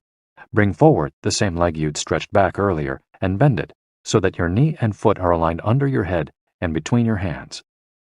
Inhale. 10. Exhale as you bring your back foot forward and straighten your legs, keeping your hands on the ground as in posture 3. 11. Bring your arms above your head with your palms together and bend backwards slightly as you did in posture 2 while you inhale. 12. Lower your arms to their initial position in mountain pose while you exhale. You've just greeted the sun. Now you're ready to have a fantastic day. Tai Chi. Also known as Tai Chi Chuan, Tai Chi is a Chinese martial art that can be traced back hundreds of years to Buddhism and Confucianism. It's very popular in Japan, too. According to Chinese tradition, it was created by the Taoist master and martial arts practitioner Zhang Sanfeng, though it was Yang Luchan who in the 19th century brought the form to the rest of the world. Tai Chi was originally a neijia, or internal martial art, meaning its goal was personal growth. Focused on self-defense, it teaches those who practice it to defeat their adversaries by using the least amount of force possible and by relying on agility. Tai Chi, which was also seen as a means of healing body and mind, would go on to be used more frequently to foster health and inner peace. To encourage its citizens to be more active, the Chinese government promoted it as an exercise, and it lost its original connection to martial arts, becoming instead a source of health and well-being, accessible to all. Styles of Tai Chi. There are different schools and styles of Tai Chi. The following are the best known. Chen style alternates between slow movements and explosive ones. Yang style, the most widespread of the forms, characterized by slow, fluid movements. Wu style utilizes small, slow, deliberate movements. Hao style, centered on internal movements, with almost microscopic external movements, one of the least practiced forms of Tai Chi, even in China. Despite their differences, these styles all have the same objectives. 1. To control movement through stillness. 2.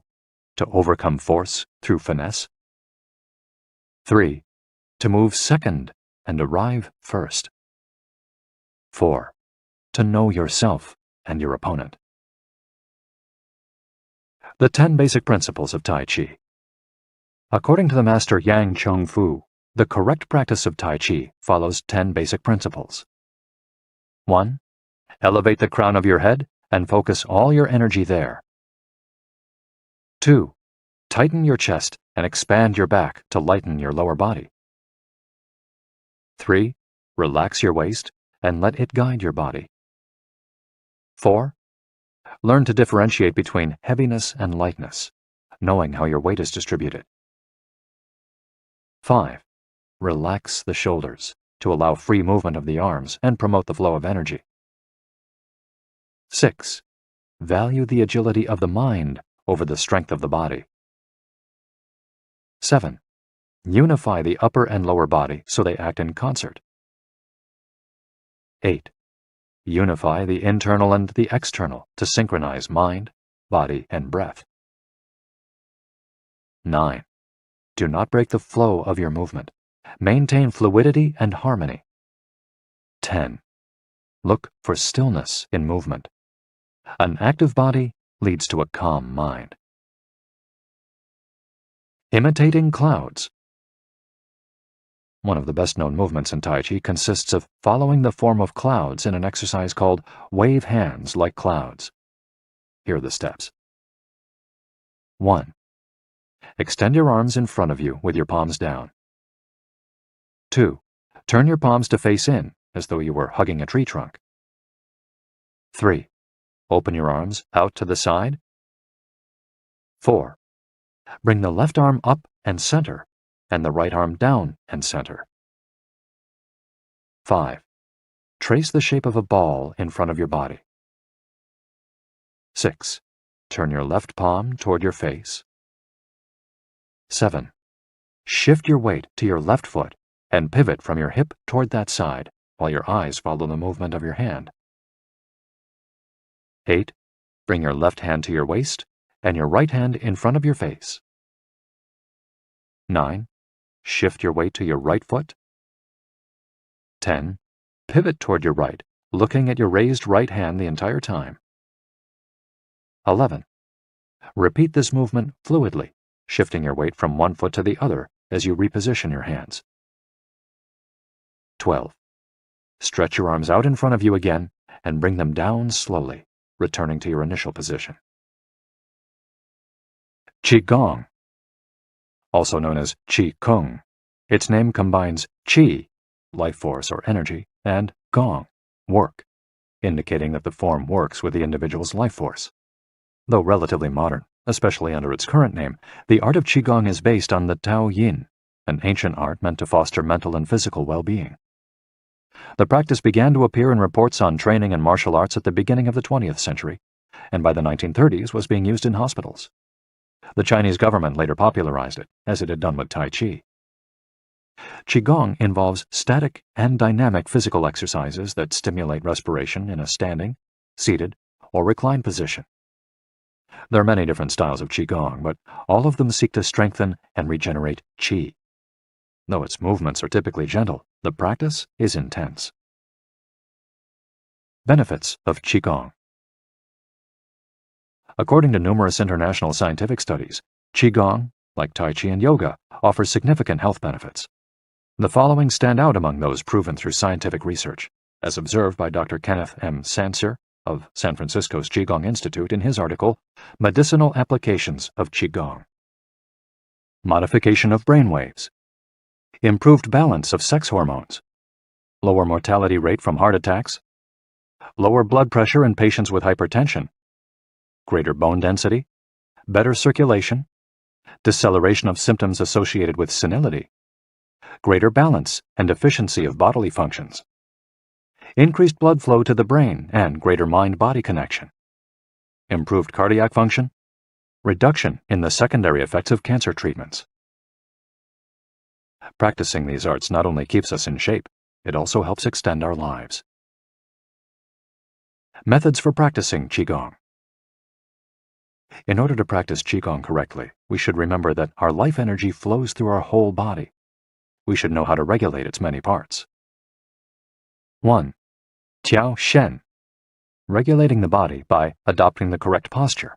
It's important to be firmly rooted to the ground. 2. Tiao Shi. Regulating the breath until it is calm, steady, and peaceful. 3. Tiao Xin. Regulating the mind, the most complicated part as it implies emptying the mind of thoughts. Tiao Qi. Regulating the life force through the regulation of the 3 prior elements so that it flows naturally. 5. Tiao Shen. Regulating the spirit. The spirit is both strength and root in battle, as Yang Jwing-Ming explains in The Essence of Taiji Qigong. In this way, the whole organism will be prepared to work together toward a single goal. The 5 elements of Qigong. One of Qigong's best-known exercises is a series representing the 5 elements: earth, water, wood, metal, and fire. This series of movements seeks to balance the 5 currents of energy in order to improve brain and organ function. There are several ways to do these movements. In this case, we're following the model of Professor Maria Isabel García Monreal from the Qigong Institute in Barcelona. Earth. 1. Stand with your legs apart and your feet directly below your shoulders. 2. Turn your feet outwards slightly to straighten the posture. 3. Keep your shoulders relaxed and down, and your arms loose at your sides, slightly away from your body. This is the Wu Qi, or rooted posture. 4. As you inhale, raise your arms in front of you until your hands are level with your shoulders, your palms facing down. 5. Exhale as you bend your knees and bring your arms down until your hands are level with your stomach, your palms facing in. 6. Hold this position for a few seconds, focusing on your breath. Water.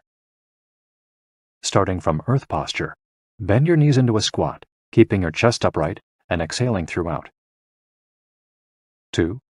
Press your coccyx downward to stretch your lumbar spine. 3. As you inhale, stand to return to earth posture. 4. Repeat twice for a total of 3. Wood. 1. Starting from earth posture, turn your palms upward and open your arms to the side, forming a circle as you inhale until your hands are level with your clavicle. Turn your hands so that your palms and elbows point downward while keeping your shoulders relaxed. 2. Reverse the movement as you exhale, making a downward circle with your arms until you reach your initial position.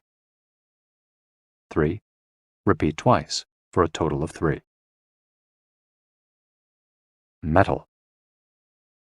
1. Starting from earth posture, raise your arms until your hands are level with your sternum. 2. Turn your palms toward each other, about 4 inches apart, with your fingers relaxed and slightly separated, pointing upward. 3. As you inhale, move your hands away from each other until they are shoulder-width apart. 4. As you exhale, bring your hands toward each other until they are back in position 2. 5. Repeat twice for a total of 3, observing the concentration of energy as you bring your hands together in front of your lungs.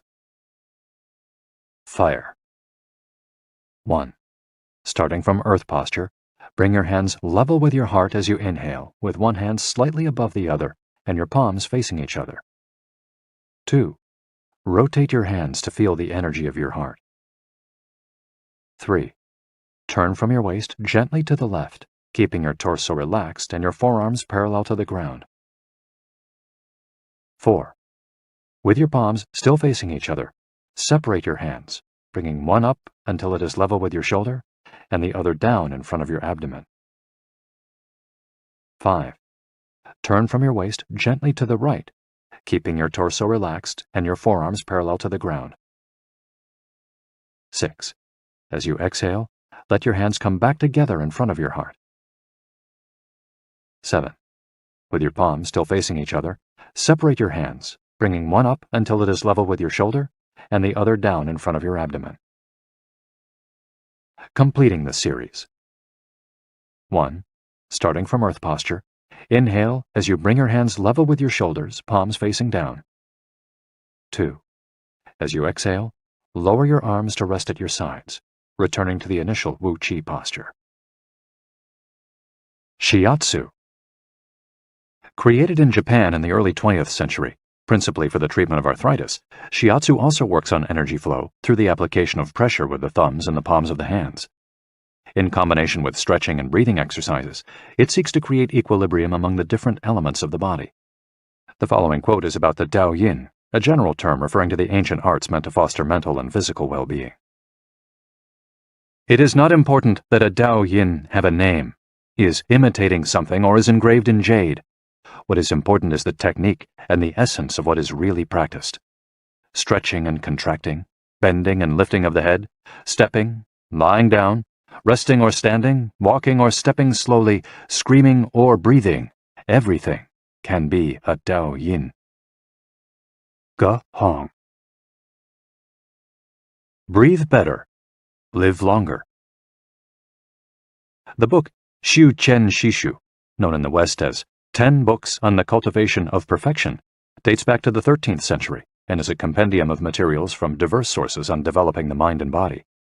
It quotes, among others, the celebrated Chinese doctor and essayist Sun Simiao, who lived during the 6th century. Sun Simiao was a proponent of a technique called the 6 healing sounds, which involves the coordination of movement, breathing, and pronouncing sounds with the purpose of bringing our souls to a place of calm. The 6 sounds are XU, pronounced like shh, with a deep sigh, which is associated with the liver. HE, pronounced like her, with a yawn, which is associated with the heart. SI, pronounced like sir, with a slow exhale, which is associated with the lungs. CHUI, pronounced like chui, with a forceful exhale, which is also associated with the kidneys. HOO, pronounced like hu, which is associated with the spleen, and XI, pronounced like shi, which connects the whole body. The following poem by Sun Simiao offers clues about how to live well according to the season. It reminds us of the importance of breathing and suggests that as we breathe, we visualize the organs associated with each of the healing sounds. In spring, breathe shh for clear eyes, and so wood can aid your liver. In summer, reach for her, so that heart and fire can be at peace. In fall, breathe sir to stabilize and gather metal, keeping the lungs moist. For the kidneys, next, breathe chui and see your inner waters calm. The triple heater needs your shi to expel all heat and troubles. In all 4 seasons, take deep breaths so your spleen can process food. And of course, avoid exhaling noisily. Don't let even your own ears hear you. The practice is most excellent and will help preserve your divine elixir. It might feel confusing to be presented with all the Eastern traditions we've introduced in this chapter. The takeaway is that they all combine a physical exercise with an awareness of our breath. These 2 components, movements and breath, help us to bring our consciousness in line with our body, instead of allowing our mind to be carried away by the sea of daily worries. Most of the time, we're just not aware enough of our breathing. Chapter 9. Resilience and Wabi-sabi. How to face life's challenges without letting stress and worry age you. What is resilience? One thing that everyone with a clearly defined Ikigai has in common is that they pursue their passion no matter what. They never give up, even when the cards seem stacked against them or they face one hurdle after another. We're talking about resilience, a concept that's become influential among psychologists. But resilience isn't just the ability to persevere. As we'll hear in this chapter, it's also an outlook we can cultivate to stay focused on the important things in life, rather than what is most urgent, and keep ourselves from being carried away by negative emotions. In the final section of the chapter, we'll explore techniques that go beyond resilience to cultivate anti-fragility. Sooner or later, we all have to face difficult moments, and the way we do this can make a huge difference to our quality of life. Proper training for our mind, body, and emotional resilience is essential for confronting life's ups and downs. Nana Korobiaoki. Fall 7 times, rise 8. Japanese proverb. Resilience is our ability to deal with setbacks. The more resilient we are, the easier it will be to pick ourselves up and get back to what gives meaning to our lives. Resilient people know how to stay focused on their objectives, on what matters, without giving in to discouragement. Their flexibility is the source of their strength. They know how to adapt to change and to reversals of fortune. They concentrate on the things they can control and don't worry about those they can't. In the words of the famous Serenity Prayer by Reinhold Niebuhr, God, give us grace to accept with serenity the things that cannot be changed, courage to change the things which should be changed, and the wisdom to distinguish the one from the other. Emotional resilience through Buddhism and Stoicism. Siddhartha Gautama, Buddha, was born a prince of Kapilavastu, Nepal, and grew up in a palace surrounded by riches. At 16, he married and had a child. Not satisfied by his family's wealth, at 20,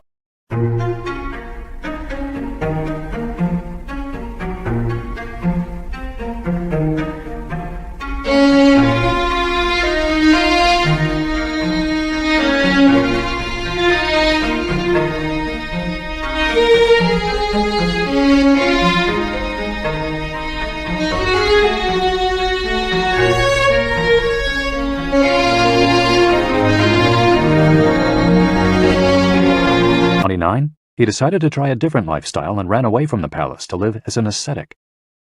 But it wasn't asceticism that he was looking for. It didn't offer the happiness and well-being he sought. Neither wealth nor extreme asceticism worked for him. He realized that a wise person should not ignore life's pleasures. A wise person can live with these pleasures, but should always remain conscious of how easy it is to be enslaved by them. Zeno of Citium began his studies with the Cynics. The Cynics also led ascetic lives, leaving behind all earthly pleasures. They lived in the street, and the only thing they owned was the clothing on their backs. Seeing that cynicism did not give him a sense of well-being, Zeno abandoned its teachings to found the school of Stoicism, which centers on the idea that there is nothing wrong with enjoying life's pleasures as long as they do not take control of your life as you enjoy them. You have to be prepared for those pleasures to disappear. The goal is not to eliminate all feelings and pleasures from our lives, as in cynicism, but to eliminate negative emotions. Since their inception, one of the objectives of both Buddhism and Stoicism has been to control pleasure, emotions, and desires. Though the philosophies are very different, both aim to curb our ego and control our negative emotions. Both Stoicism and Buddhism are, at their roots, methods for practicing well-being. According to Stoicism, our pleasures and desires are not the problem. We can enjoy them as long as they don't take control of us. The Stoics viewed those who were able to control their emotions as virtuous. What's the worst thing that could happen? We finally land our dream job, but after a little while we're already hunting for a better one. We win the lottery and buy a nice car, but then decide we can't live without a sailboat. We finally win the heart of the man or woman we've been pining for, and suddenly we find we have a wandering eye. People can be insatiable. The Stoics believe that these kinds of desires and ambitions are not worth pursuing. The objective of the virtuous person is to reach a state of tranquility, apatheia, the absence of negative feelings such as anxiety, fear, shame, vanity, and anger, and the presence of positive feelings such as happiness, love, serenity, and gratitude. In order to keep their minds virtuous, the Stoics practiced something like negative visualization. They imagined the worst thing that could happen in order to be prepared if certain privileges and pleasures were taken from them. To practice negative visualization, we have to reflect on negative events, but without worrying about them. Seneca, one of the richest men in ancient Rome, lived a life of luxury, but was, nonetheless, an active Stoic. He recommended practicing negative visualization every night before falling asleep. In fact, he not only imagined these negative situations, he actually put them into practice. For example, by living for a week without servants, or the food and drink he was used to as a wealthy man. As a result, he was able to answer the question, what's the worst thing that could happen? Meditating for healthier emotions. In addition to negative visualization and not giving in to negative emotions, another central tenet of Stoicism is knowing what we can control and what we can't, as we see in the Serenity Prayer. Worrying about things that are beyond our control accomplishes nothing. We should have a clear sense of what we can change and what we can't, which in turn will allow us to resist giving in to negative emotions. In the words of Epictetus, "It's not what happens to you, but how you react that matters." In Zen Buddhism, meditation is a way to become aware of our desires and emotions, and thereby free ourselves from them. It's not simply a question of keeping the mind free of thoughts, but instead involves observing our thoughts and emotions as they appear, without getting carried away by them. In this way, we train our minds not to get swept up in anger, jealousy, or resentment. One of the most commonly used mantras in Buddhism focuses on controlling negative emotions. Om Mani Padme Hum, in which Om is the generosity that purifies the ego, Ma is the ethics that purifies jealousy, Ni is the patience that purifies passion and desire, Pad is the precision that purifies bias, Me is the surrender that purifies greed, and Hum is the wisdom that purifies hatred. The here and now and the impermanence of things. Another key to cultivating resilience is knowing in which time to live. Both Buddhism and Stoicism remind us that the present is all that exists, and it is the only thing we can control. Instead of worrying about the past or the future, we should appreciate things just as they are in the moment, in the now. The only moment in which you can be truly alive is the present moment, observes the Buddhist monk Thich Nhat Hanh. In addition to living in the here and now, the Stoics recommend reflecting on the impermanence of the things around us. The Roman Emperor Marcus Aurelius said that the things we love are like the leaves of a tree. They can fall at any moment with a gust of wind. He also said that changes in the world around us are not accidental, but rather form part of the essence of the universe, a rather Buddhist notion, in fact. We should never forget that everything we have and all the people we love will disappear at some point. This is something we should keep in mind, but without giving in to pessimism. Being aware of the impermanence of things does not have to make us sad. It should help us love the present moment and those who surround us. All things human are short-lived and perishable, Seneca tells us. The temporary, ephemeral, and impermanent nature of the world is central to every Buddhist discipline. Keeping this always in mind helps us avoid excessive pain in times of loss. Wabi-sabi and Ichigo-ichie. Wabi-sabi is a Japanese concept that shows us the beauty of the fleeting, changeable, and imperfect nature of the world around us.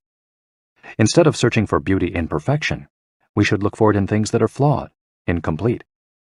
This is why the Japanese place such value, for example, on an irregular or cracked teacup. Only things that are imperfect, incomplete, and ephemeral can truly be beautiful, because only those things resemble the natural world. A complementary Japanese concept is that of Ichigo-ichie, which could be translated as, "This moment exists only now and won't come again."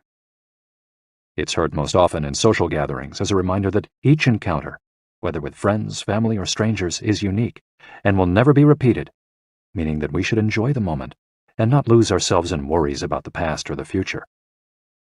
The concept is commonly used in tea ceremonies, Zen meditation, and Japanese martial arts, all of which place emphasis on being present in the moment. In the West, we've grown accustomed to the permanence of the stone buildings and cathedrals of Europe, which sometimes gives us the sense that nothing changes, making us forget about the passage of time. Greco-Roman architecture adores symmetry, sharp lines, imposing facades, and buildings and statues of the gods that outlast the centuries.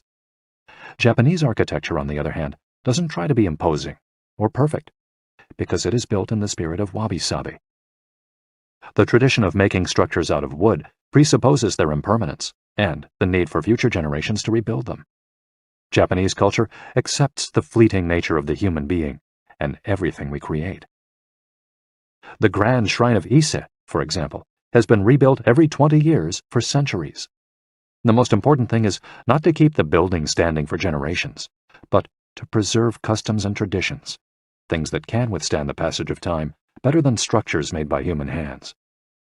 The key is to accept that there are certain things over which we have no control, like the passage of time and the ephemeral nature of the world around us. Ichigo-ichie teaches us to focus on the present and enjoy each moment that life brings us. This is why it's so important to find and pursue our Ikigai. Wabi-sabi teaches us to appreciate the beauty of imperfection as an opportunity for growth. Beyond resilience, anti-fragility. As the legend goes, the first time Hercules faced the Hydra, he despaired when he discovered that cutting off one of its heads meant that two would grow back in its place. He would never be able to kill the beast if it got stronger with every wound. As Nassim Nicholas Taleb explains in Anti-Fragile, Things That Gain from Disorder, we use the word fragile to describe people, things, and organizations that are weakened when harmed, and the words robust and resilient for things that are able to withstand harm without weakening. But we don't have a word for things that get stronger when harmed, up to a point. To refer to the kind of power possessed by the Hydra of Lerna, to talk about things that get stronger when they are harmed, Taleb proposed the term anti-fragile. Anti-fragility is beyond resilience or robustness. The resilient resists shocks and stays the same. The anti-fragile gets better. Catastrophes and exceptional circumstances offer good models for explaining anti-fragility. In 2011, a tsunami hit the Tohoku region of Japan, doing tremendous damage to dozens of cities and towns along the coast, most famously Fukushima. When we visited the affected coast 2 years after the catastrophe, Having driven for hours along cracked highways and past one empty gas station after another, we passed through several ghost towns whose streets had been taken over by the remnants of houses, piles of cars, and empty train stations. These towns were fragile spaces that had been forgotten by the government and could not recover on their own. Other places, such as Ishinomaki and Kisenuma, suffered extensive damage but were rebuilt within a few years, thanks to the efforts of many. Ishinomaki and Kisenuma showed how resilient they were in their ability to return to normal after the catastrophe. The earthquake that caused the tsunami also affected the Fukushima nuclear power plant. The Tokyo Electric Power Company engineers working at the plant were not prepared to recover from that kind of damage. The Fukushima nuclear facility is still in a state of emergency and will be for decades to come. It demonstrated its fragility in the face of an unprecedented catastrophe. The Japanese financial markets closed minutes after the earthquake. Which businesses did the best in the aftermath? Stock in big construction companies has been steadily on the rise since 2011. The need to rebuild the entire coast of Tohoku is a boon for construction. In this case, Japanese construction companies are anti-fragile, since they benefited enormously from the catastrophe. Now let's take a look at how we can apply this concept to our daily lives. How can we be more anti-fragile? Step 1. Create redundancies. Instead of having a single salary, try to find a way to make money from your hobbies, at other jobs, or by starting your own business. If you have only one salary, you might be left with nothing should your employer run into trouble, leaving you in a position of fragility. On the other hand, if you have several options and you lose your primary job, it might just happen that you end up dedicating more time to your secondary job, and maybe even make more money at it. You would have beaten that stroke of bad luck and would be, in that case, anti-fragile. 100% of the seniors we interviewed in Ogimi had a primary and secondary occupation. Most of them kept a vegetable garden as a secondary job and sold their produce at the local market. The same idea goes for friendships and personal interests. It's just a matter, as the saying goes, of not putting all your eggs in one basket. In the sphere of romantic relationships, there are those who focus all their energy on their partner and make him or her their whole world. Those people lose everything if the relationship doesn't work out. Whereas, if they've cultivated strong friendships and a full life along the way, they'll be in a better position to move on at the end of a relationship. They'll be anti-fragile. Right now, you might be thinking, I don't need more than one salary, and I'm happy with the friends I've always had. Why should I add anything new? It might seem like a waste of time to add variation to our lives because extraordinary things don't ordinarily happen. We slip into a comfort zone. But the unexpected always happens, sooner or later. Step 2. Bet conservatively in certain areas and take many small risks in others. The world of finance turns out to be very useful in explaining this concept. If you have $10,000 saved up, you might put $9,000 of that into an index fund or fixed-term deposit and invest the remaining $1,000 in 10 startups with huge growth potential, say $100 in each. One possible scenario is that 3 of the companies fail. You lose $300. The value of 3 other companies goes down. You lose another $100 or $200. The value of 3 goes up. You make $100 or $200. And the value of one of the startups increases 20-fold. You make nearly $2,000, or maybe even more. You still make money, even if 3 of the businesses go completely belly up. You've benefited from the damage, just like the Hydra. The key to becoming anti-fragile is taking on small risks that might lead to great reward without exposing ourselves to dangers that might sink us, such as investing $10,000 in a fund of questionable reputation that we saw advertised in the newspaper. Step 3. Get rid of the things that make you fragile. We're taking the negative route for this exercise. Ask yourself, what makes me fragile? Certain people, things, and habits generate losses for us and make us vulnerable. Who and what are they?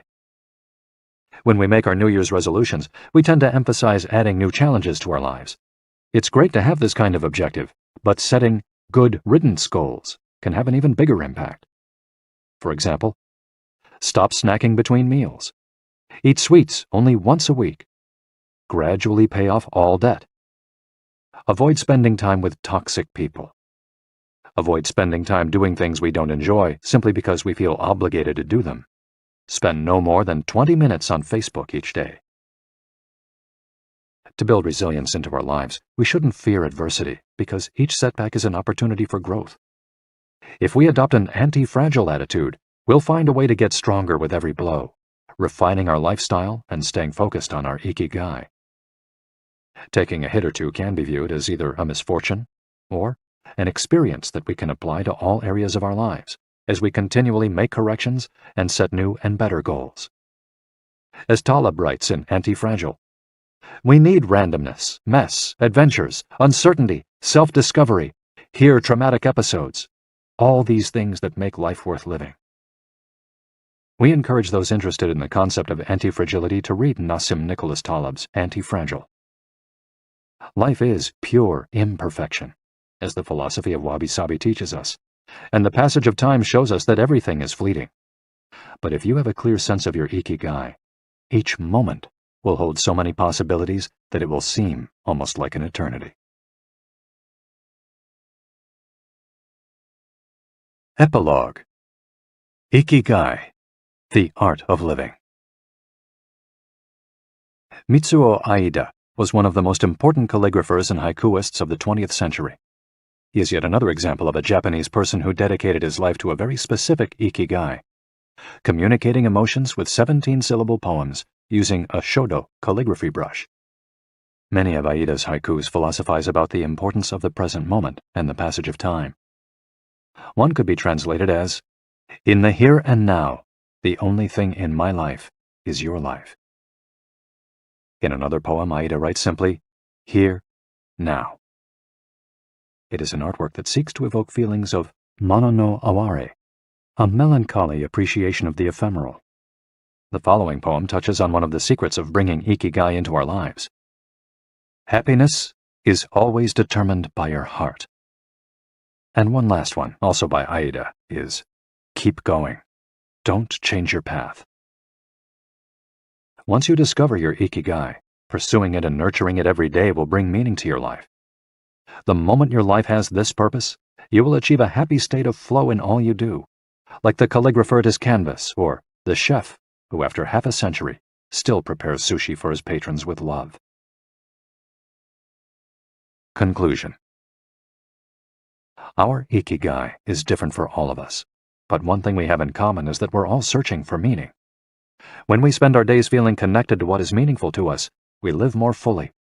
When we lose the connection, we feel despair. Modern life estranges us more and more from our true nature, making it very easy for us to lead lives lacking in meaning.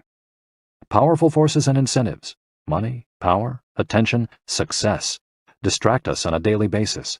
Don't let them take over your life. Our intuition and curiosity are very powerful internal compasses to help us connect with our Ikigai. Follow those things you enjoy and get away from or change those you dislike.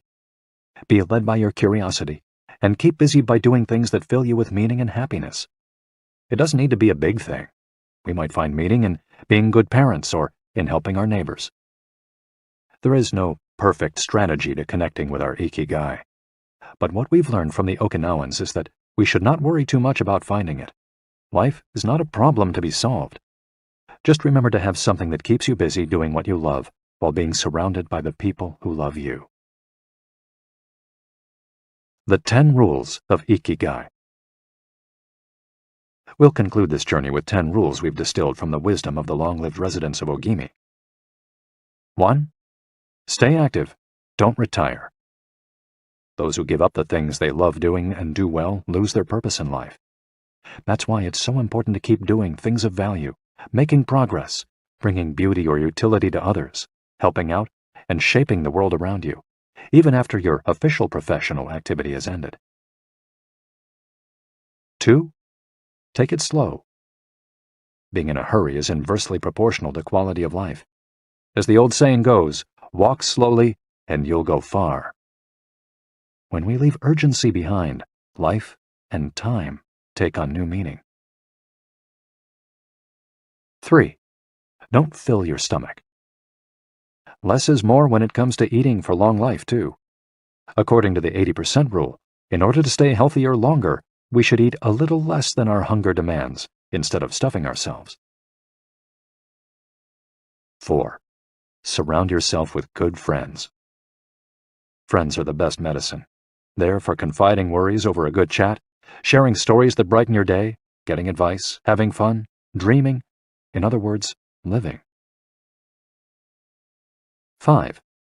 Get in shape for your next birthday. Water moves. It is at its best when it flows fresh and doesn't stagnate. The body you move through life in needs a bit of daily maintenance to keep it running for a long time. Plus, exercise releases hormones that make us feel happy.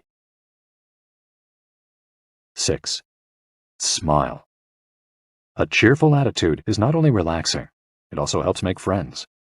It's good to recognize the things that aren't so great, but we should never forget what a privilege it is to be in the here and now, in a world so full of possibilities.